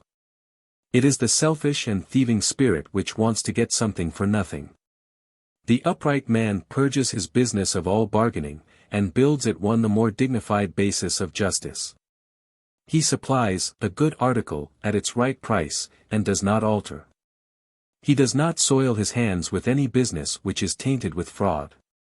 His goods are genuine and they are properly priced.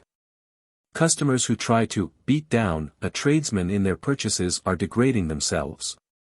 Their practice assumes one or both of two things, namely, that either the tradesman is dishonest and is overcharging, a low, suspicious attitude of mind, or that they are eager to cajole him out of his profit, an equally base attitude, and so benefit by his loss. The practice of bearing down is altogether a dishonest one, and the people who pursue it most assiduously are those who complain most of being imposed on, and this is not surprising, seeing that they themselves are all the time trying to impose upon others. On the other hand, the tradesman who is anxious to get all he can out of his customers, irrespective of justice and the right values of things, is a kind of robber, and is slowly poisoning his success. For his deeds will assuredly come home to him in the form of financial ruin. Said a man of 50 to me other day, "I have just discovered that all my life I have been paying 50% more for everything than I ought to." A just man cannot feel that he has ever paid too much for anything, for he does not close with any transaction which he considers unjust. But if a man is eager to get everything at half price, then he will be always meanly and miserably mourning that he is paying double for everything. The just man is glad to pay full value for everything, whether in giving or receiving his mind is untroubled and his days are full of peace. Let a man above all avoid meanness, and strive to be ever more and more perfectly just, for if not just, he can be neither honest, nor generous, nor manly, but is a kind of disguised thief trying to get all he can, and give back as little as possible. Edi him eschew all bargaining, and teach bargainers a better way by conducting his business with that exalted dignity which commands a large and meritorious success. Patience is the brightest jewel in the character of the impartial man. Not a particular patience with a particular thing, like a girl with her needlework, or a boy building his toy engine, but on unswerving considerateness, a sweetness of disposition at all times and under the most trying circumstances. An unchangeable and gentle strength which no trial can mar and no persecution can break. A rare possession, it is true, and one not to be expected for a long time yet from the bulk of mankind, but a virtue that can be reached by degree, and even a partial patience will work wonders in a man's life and affairs. As a confirmed impatience all work devastation. The irascible man is courting speedy disaster, for who will care to deal with a man who continually going off like ground powder when some small spark of complaint or criticism falls upon him? Even his friends will one by one desert him, for who would court the company of a man who rudely assaults him with an impatient and fiery tongue over every little difference or misunderstanding? A man must begin to wisely control himself, and to learn the beautiful lessons of patience, if he is to be highly prosperous, if he is to be a man of use and power. He must learn to think of others, to act for their good, and not alone for himself. To be considerate, forbearing, and long-suffering. He must study how to have a heart at peace with men who differ from him on those things which he regards as most vital. He must avoid quarreling as he would avoid drinking a deadly poison. Discords from without will be continually overtaking him, but he must fortify himself against them. He must study how to bring harmonies out of them by the exercise of patience. Strife is common, it pains the heart and distorts the mind. Patience is rare, it enriches the heart and beautifies the mind. Every cat can spit and fume, it requires no effort, but only a looseness of behavior. It takes a man to keep his mornings through all events, and to be painstaking and patient with the shortcomings of humanity. But patience wins. As soft water wears away the hardest rock, so patience overcomes all opposition. It gains the hearts of men. It conquers and controls. Calmness accompanies patience. It is a great and glorious quality. It is the peaceful haven of emancipated souls after their long wanderings on the tempest-riven ocean of passion. It makes the man who has suffered much, endured much, experienced much, and has finally conquered. A man cannot be impartial who is not calm. Excitement, prejudice, and partiality spring from disturbed passions. When personal feeling is thwarted, it rises and seethes like a stream of water that is dammed. The calm man avoids this disturbance by directing his feeling from the personal to the impersonal channel. He thinks and feels for others as well as for himself. He sets the same value on other men's opinions as on his own. If he regards his own work as important, he sees also that the work of other men is equally important. He does not contend for the merit of his own against the demerit of that of others. He is not overthrown, like Humpty Dumpty, with a sense of self-importance. He has put aside egotism for truth, and he perceives the right relations of things. He has conquered irritability, and has come to see that there is nothing in itself that should cause irritation. As well be irritable with a pansy because it is not a rose, as with a man because he does not see as you see. Minds differ, and the calm man recognizes the differences as facts in human nature. The calm, impartial man, is not only the happiest man, he also has all his powers at his command. He is sure, deliberate, executive, and swiftly and easily accomplishes in silence what the irritable man slowly and laboriously toils through with much nice. His mind is purified, poised, concentrated, and is ready at any moment to be directed upon a given work with unerring power. In the calm mind all contradictions are reconciled, and there is radiant gladness and perpetual peace. As Emerson puts it, calmness is joy fixed and habitual.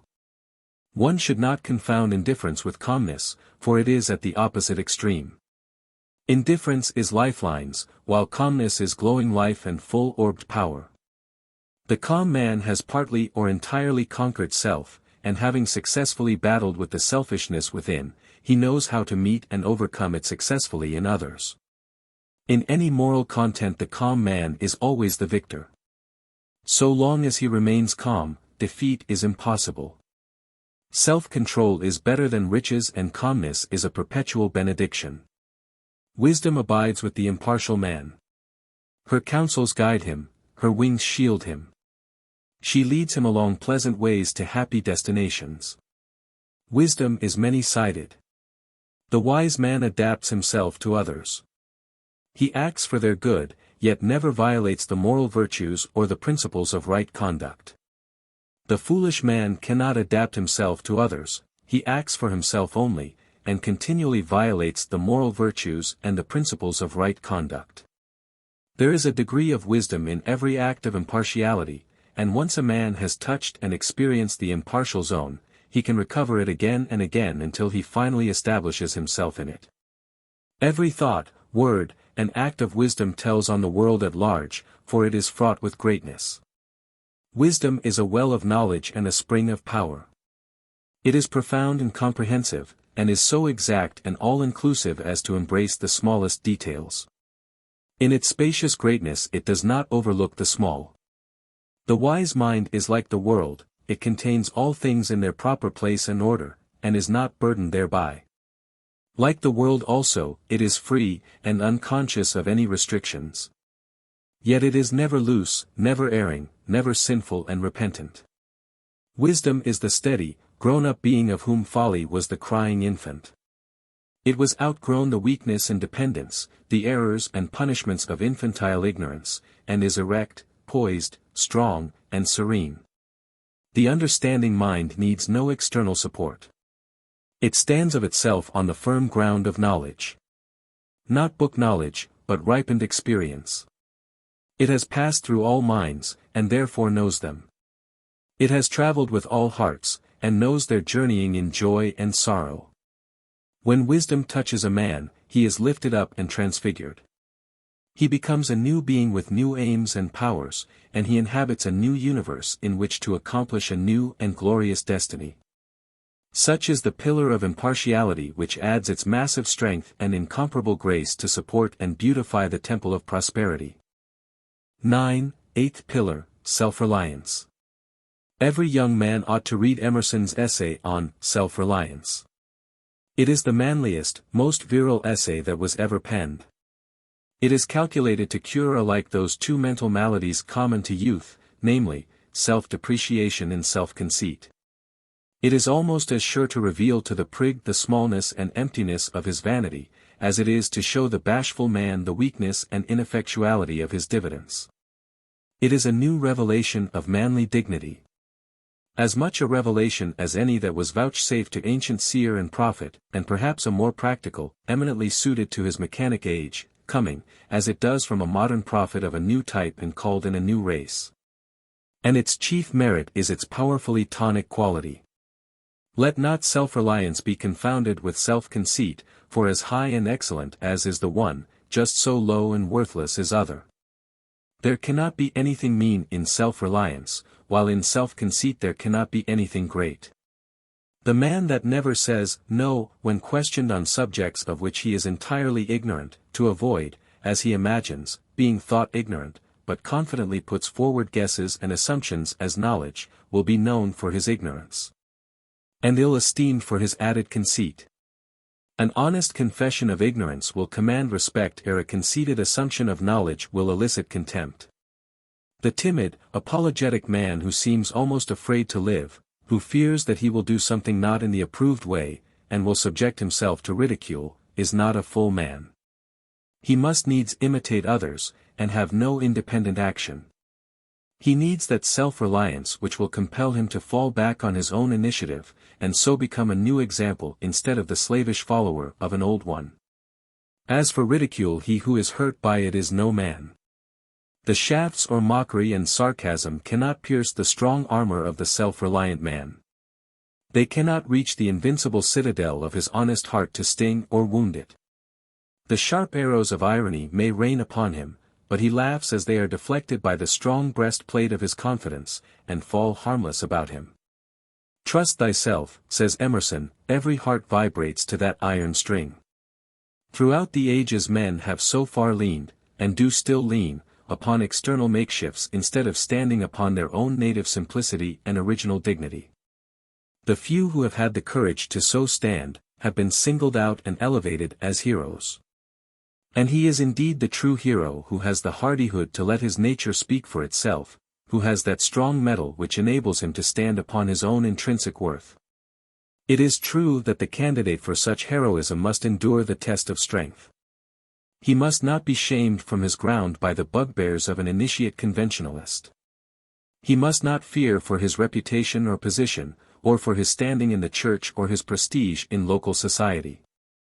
He must learn to act and live as independently of these considerations as he does of the current fashions in the antipodes.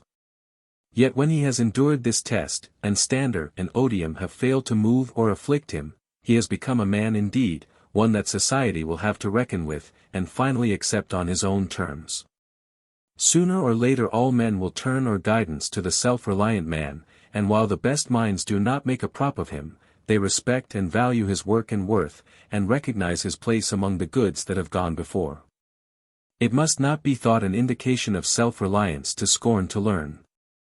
Such an attitude is born of a stubborn superciliousness which has the elements of weakness, and is prophetic of a fall, rather than the elements of strength and the promise of high achievement which are characteristic of self-reliance.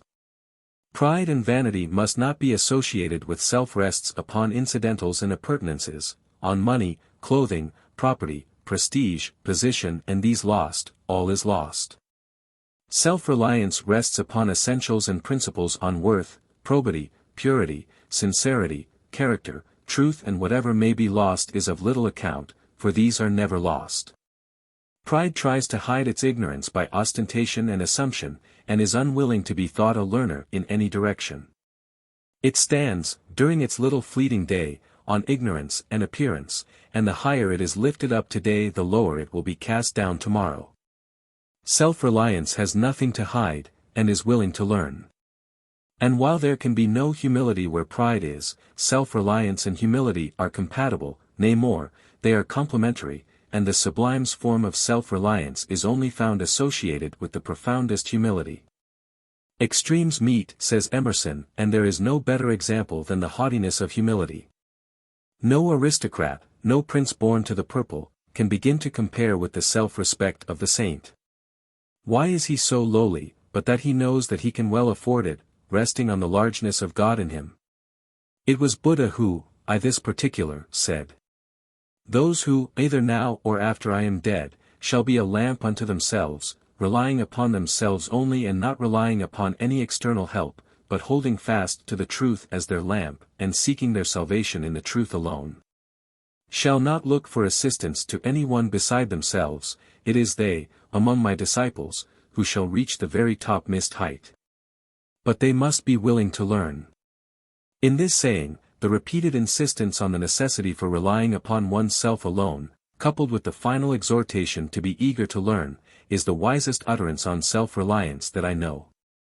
In it, the great teacher comprehends that perfect balance between self-trust and humility which the man of truth must acquire. Self-trust is the essence of heroism. All great men are self-reliant, and we should use them as teachers and exemplars and not as props and perambulators.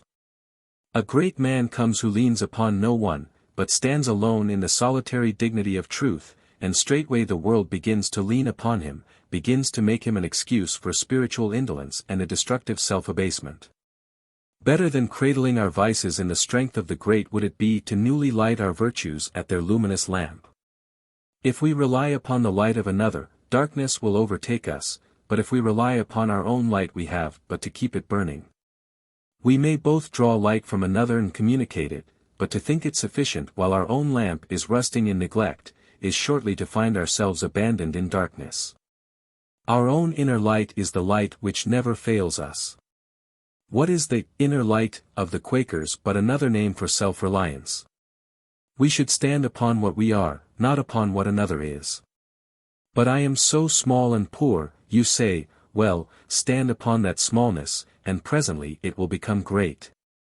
A babe must needs suckle and cling, but not so man. Henceforth he goes upon his own limbs. Men pray to God to put into their hands that which they are framed to reach out for. To put into their mouth the food for which they should strenuously labor. But men will outgrow this spiritual infancy. The time will come when men will no more pay a priest to pray for them and preach to them. Man's chief trouble is a mistrust of himself, so that the self-trusting man becomes a rare and singular spectacle. If a man look upon himself as a worm, what can come out of him but an ineffectual wriggling? Truly, he that humbleth shall be exalted, but not he that regardeth himself.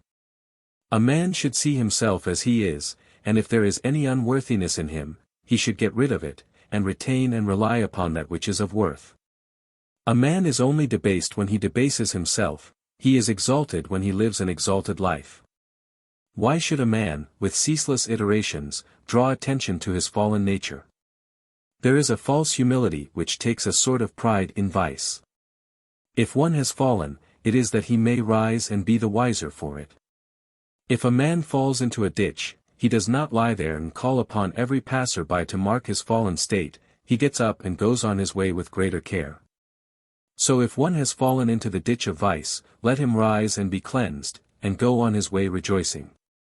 There is not a sphere in life wherein a man's influence and prosperity will not be considerably increased by even a measure of self-reliance, and to the teacher, whether secular or religious, to organizers, managers, overseers, and in all positions of control and command, it is an indispensable equipment. The four grand qualities of self-reliance are: 1. Decision. 2. Steadfastness. 3. Dignity. 4. Independence. Decision makes a man strong. The wearer is the weakling. A man who is to play a speaking part, however small, in the drama of life must be decisive and know what he is about. Whatever he doubts, he must not doubt his power to act. He must know his part in life, and put all his energy into it.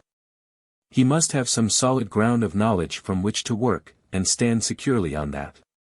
It may be only the price and quality of stock, but he must know his work thoroughly, and know that he knows it. He must be ready at any time to answer for himself when his duty is impugned. He should be so well grounded upon his particular practice as not to be affected with hesitation on any point or in any emergence. It is a true saying that, the man that hesitates is lost. No one believes in him who does not believe in himself, who doubts, halts, and wavers, and cannot extricate himself from the tangled threads of two courses. Who would deal with a tradesman who did not know the price of his own goods, or was not sure where to find them?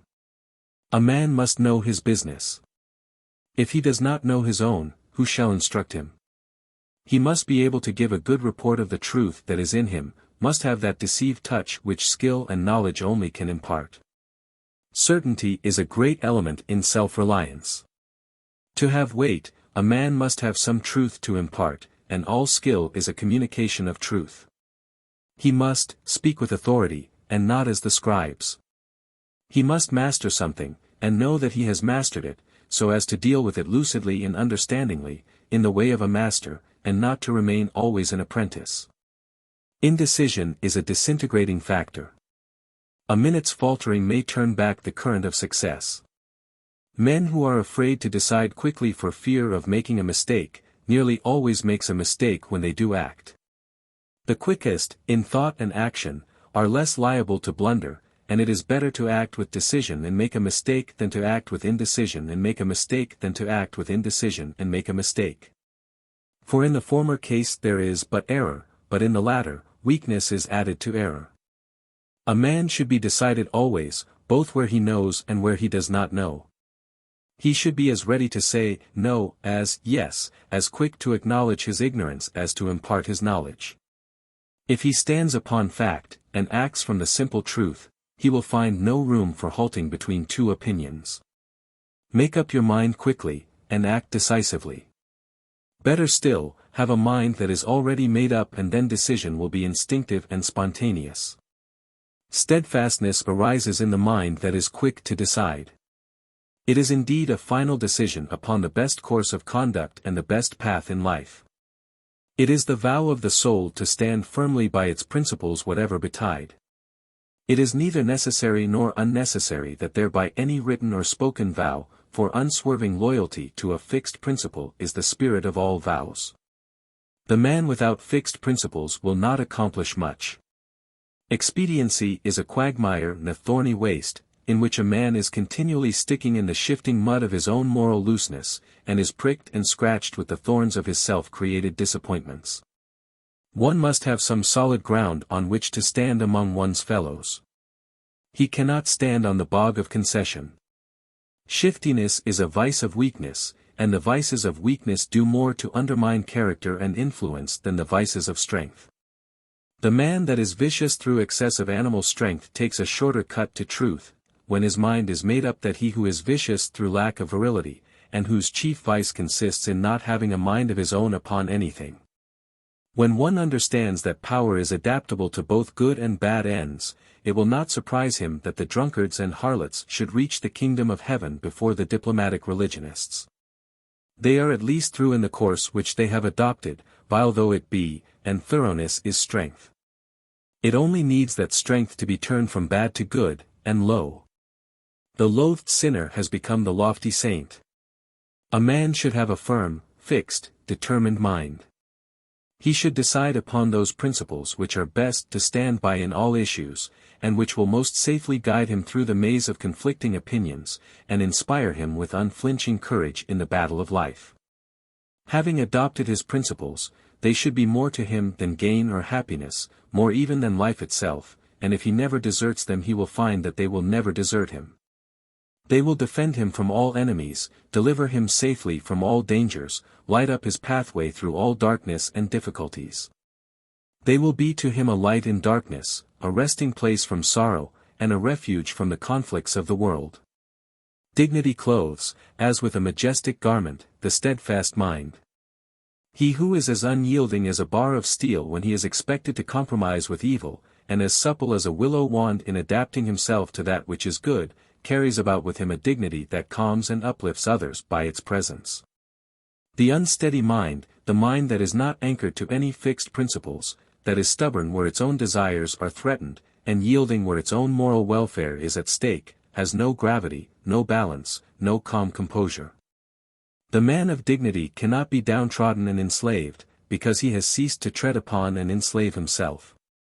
He at once disarms, with a look, a word, a wise and suggestive silence, any attempt to demean him. His mere presence is a wholesome reproof to the flippant and the unseemly, while it is a rock of strength to the lover of the good. But the chief reason why the dignified man commands respect is, not only that he is supremely self-respecting, but that he graciously treats all others with a due esteem.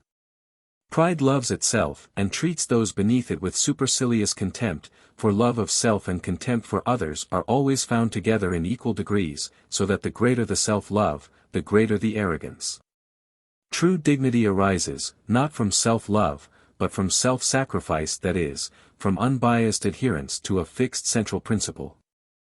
The dignity of the judge arises from the fact that in the performance of his duty he sets aside all personal consideration, and stands solely upon the law. His little personality, impermanent and fleeting, becomes nothing, while the law, enduring and majestic, becomes all.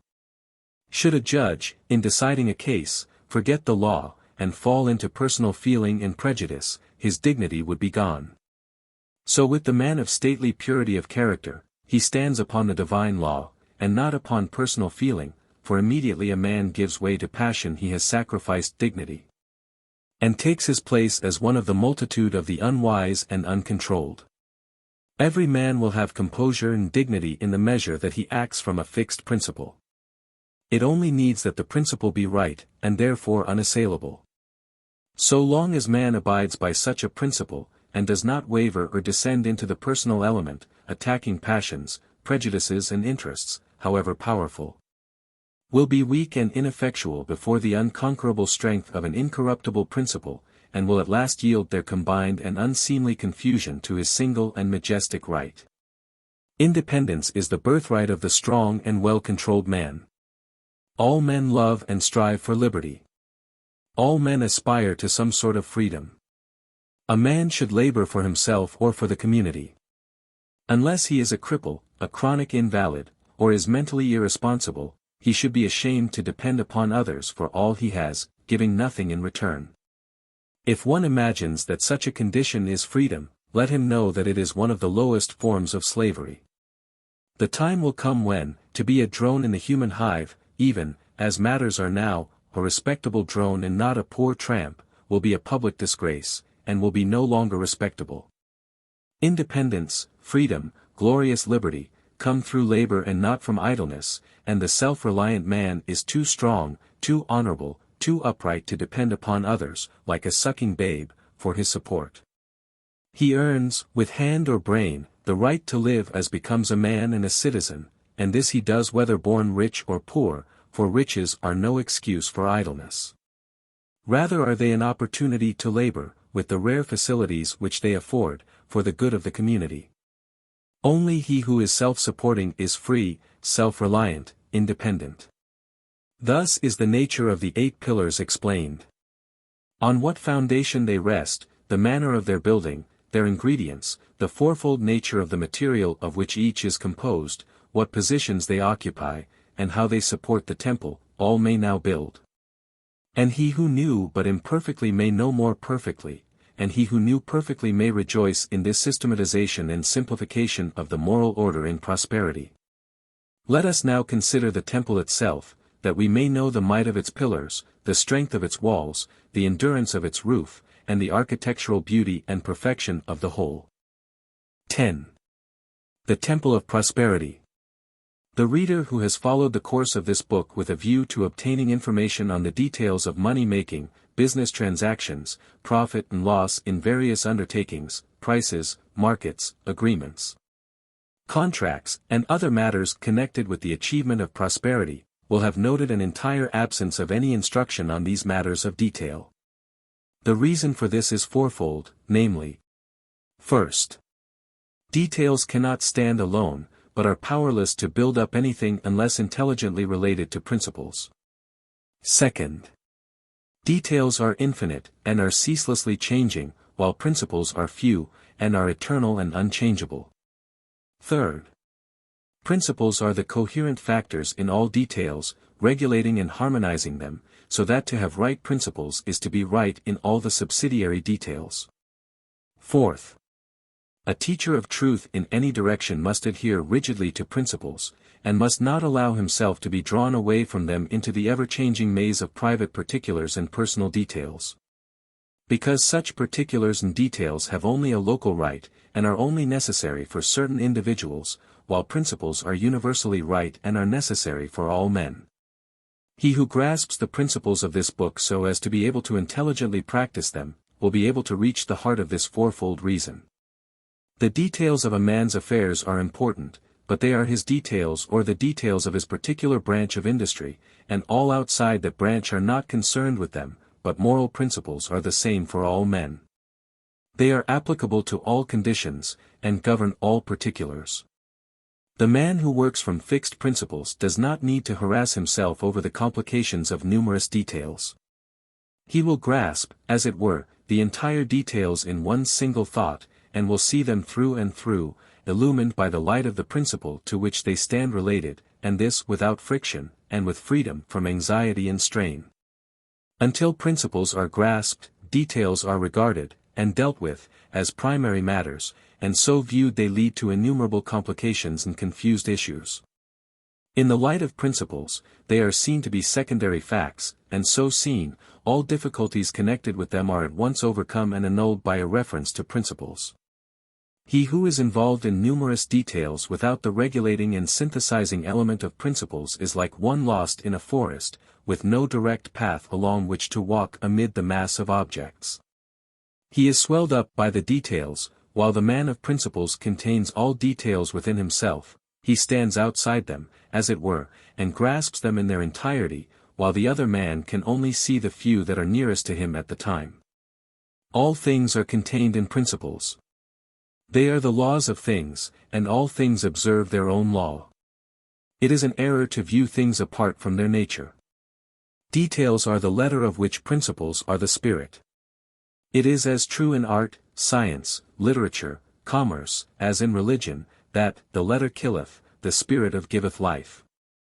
The body of a man, with its wonderful combination of parts, is important, but only in its relation to the spirit. The spirit being withdrawn, the body is useless and is put away. The body of a business, with all its complicated details is important, but only in its relation to the vivifying principles by which it is controlled. These withdrawn, the business will perish.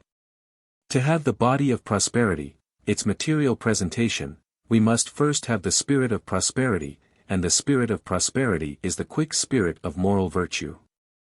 Moral blindness prevails. Men see money, property, pleasure, leisure, etc., and, mistaking them for prosperity, strive to get them for their own enjoyment, but, when obtained, they find no enjoyment in them. Prosperity is at first a spirit, an attitude of mind, a moral power, a life, which manifests outwardly in the form of plenty, happiness, joy. Just as a man cannot become a genius by writing poems, essays, plays, but must develop and acquire the soul of genius, when the writing will follow as effect to cause, so one cannot become prosperous by hoarding up money and by gaining property and possessions, but must develop and acquire the soul of virtue, when the material accessories will follow as effect to cause, for the spirit of virtue is the spirit of joy, and it contains within itself all abundance, all satisfaction, all fullness of life. There is no joy in money, there is no joy in property, there is no joy in material accumulations or in any material things of itself. These things are dead and lifeless. The spirit of joy must be in the man or it is nowhere. He must have within him the capacity for happiness. He must have the wisdom to know how to use these things, and not merely hoard them. He must possess them, and not be possessed by them. They must be dependent upon him, and not he upon them. They must be dependent upon him, and not he upon them. They must follow him, and not be forever be running after them, and they will inevitably follow him, if he has the moral elements within to which they are related. Nothing is absent from the kingdom of heaven, it contains all good, true, and necessary things, and the kingdom of God is within you. I know rich people who are supremely happy, because they are generous, magnanimous, pure, and joyful. But I also know rich people who are very miserable, and these are they who look to money and possessions for their happiness, and have not developed the spirit of good and of joy within themselves. How can it be said of a wretched man that he is prosperous, even if his income be £10,000 a year? There must be fitness, and harmony, and satisfaction in a true prosperity. When a rich man is happy, it is that he brought the spirit of happiness to his riches, and not that the riches brought happiness to him.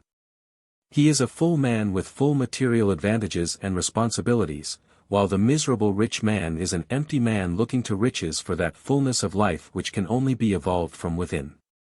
Thus prosperity resolves itself into a moral capacity, and in the wisdom to rightfully use and lawfully enjoy the material things which are inseparable from our earthly life. If one would be free without, let him first be free within, for if he be bound in a spirit by weakness, selfishness, or vice, how can the possession of money liberate him? Will it not rather become, in his hands, a ready instrument by which to further enslave himself? The visible effects of prosperity, then, must not be considered alone, but in their relation to the mental and moral cause. There is a hidden foundation to every building, the fact that it continues to stand is proof of that. There is a hidden foundation to every form of established success, its permanence proves that it is so. Prosperity stands on the foundation of character, and there is not, in all the wide universe, any other foundation. True wealth is weal, welfare, well-being, soundness, wholeness, and happiness. The wretched rich are not truly wealthy. They are merely encumbered with money, luxury, and leisure, as instruments of self-torture. By their possessions they are self-cursed. The moral man is ever blessed, ever happy, and his life, viewed as a whole, is always a success. To these there is no exception, for whatever failures he may have in detail, the finished work of his life will be sound, whole, complete. And through all he will have a quiet conscience, an honorable name, and all manifold blessings which are inseparable from richness of character, and without this moral richness, financial riches will not avail or satisfy. Let us briefly recapitulate, and again view the 8 pillars in their strength and splendor. Energy, rousing one's self up to strenuous and unremitting exertion in the accomplishment of one's task. Economy, concentration of power, the conservation of both capital and character, the latter being mental capital, and therefore of the utmost importance. Integrity, unswerving honesty. Keeping inviolate all promises, agreements, and contracts, apart from all considerations of loss or gain. System, making all details, subservient to order, and thereby relieving the memory and the mind of superfluous work and strain by reducing many to one. Sympathy, magnanimity, generosity, gentleness, and tenderness. Being open-handed, free, and kind. Sincerity, being sound and whole, robust and true, and therefore not being one person in public and another in private, and not assuming good actions openly while doing bad actions in secret. Impartiality, justice, not striving for self, but weighing both sides, and acting in accordance with equity. Self-Reliance, looking to oneself only for strength and support by standing on principles which are fixed and invincible, and not relying upon outward things which at any moment may be snatched away. How can any life be other than successful which is built on these 8 pillars? Their strength is such that no physical or intellectual strength can compare with it, and to have built all the 8 perfectly would render a man invincible. It will be found, however, that men are often strong in one or several of these qualities, and weak in others, and it is this weak element that invites failure. It is foolish, for instance, to attribute a man's failure in business to his honesty. It is impossible for honesty to produce failure. The cause of failure must be looked for in some other direction, in the lack, and not the possession, of some good necessary quality. Moreover, such attribution of failure to honesty is a slur on the integrity of commerce, and a false indictment of those men, numerous enough, who are honorably engaged in trade. A man may be strong in energy, economy, and system, but comparatively weak in the other 5. Such a man will just fail of complete success by lacking one of the 4 corner pillars, namely, integrity. His temple will give way at that weak corner, for the first 4 pillars must be well built before the temple of prosperity can stand secure. They are the first qualities to be acquired in a man's moral evolution, and without them the second 4 cannot be possessed. Again, if a man be strong in the first 3, and lack the 4th, the absence of order will invite confusion and disaster into his affairs. And so on with any partial combination of these qualities, especially of the first 4, for the second 4 are of so lofty a character that at present men can but possess them, with rare exceptions, in a more or less imperfect form. The man of the world, then, who wishes to secure an abiding success in any branch of commerce, or in one of the many lines of industry in which men are commonly engaged, must build into his character, by practice, the first 4 moral pillars. By these fixed principles he must regulate his thought, his conduct, and his affairs. Consulting them in every difficulty, making every detail serve them, and above all, never deserting them under any circumstance to gain some personal advantage or to save some personal trouble. For to so desert them is to make one's self vulnerable to the disintegrating elements of evil, and to become assailable to accusations from others. He who so abides by these 4 principles will achieve a full measure of success in his own particular work, whatever it may be. His temple of prosperity will be well built and well supported, and it will stand secure. The perfect practice of these 4 principles is within the scope of all men who are willing to study them with that object in view, for they are so simple and plain that a child could grasp their meaning. And their perfection in conduct does not call for an unusual degree of self-sacrifice, though it demands some self-denial and personal discipline without which there can be no success in this world of action. The second 4 pillars, however, are principles of a more profound nature, are more difficult to understand and practice, and call from the highest degree of self-sacrifice and self-effacement. Few, at present, can reach that detachment from the personal element which their perfect practice demands, but the few who accomplish this in any marked degree will vastly enlarge their powers and enrich their life, and will adorn their temple of prosperity with a singular and attractive beauty which will gladden and elevate all beholders long after they have passed away. But those who are beginning to build their temple of prosperity in accordance with the teaching of this book, must bear in mind that a building requires time to erect, and it must be patiently raised up, brick upon brick and stone upon stone. And the pillars must be firmly fixed and cemented, and labor and care will be needed to make the whole complete. And the building of this inner mental temple is none the less real and substantial because invisible and noiseless, for in the raising up of his, as of Solomon's temple which was 7 years in building, it can be said, there was neither hammer nor axe nor any tool of iron heard in the house, while it was in the building. Even so, O reader, construct thy character, raise up the house of thy life, build up thy temple of prosperity. Be not as the foolish who rise and fall upon the uncertain flux of selfish desires, but be at peace in thy labor, crown thy career with completeness, and so be numbered among the wise who, without uncertainty, build upon a fixed and secure foundation, even upon the principles of truth which endure forever.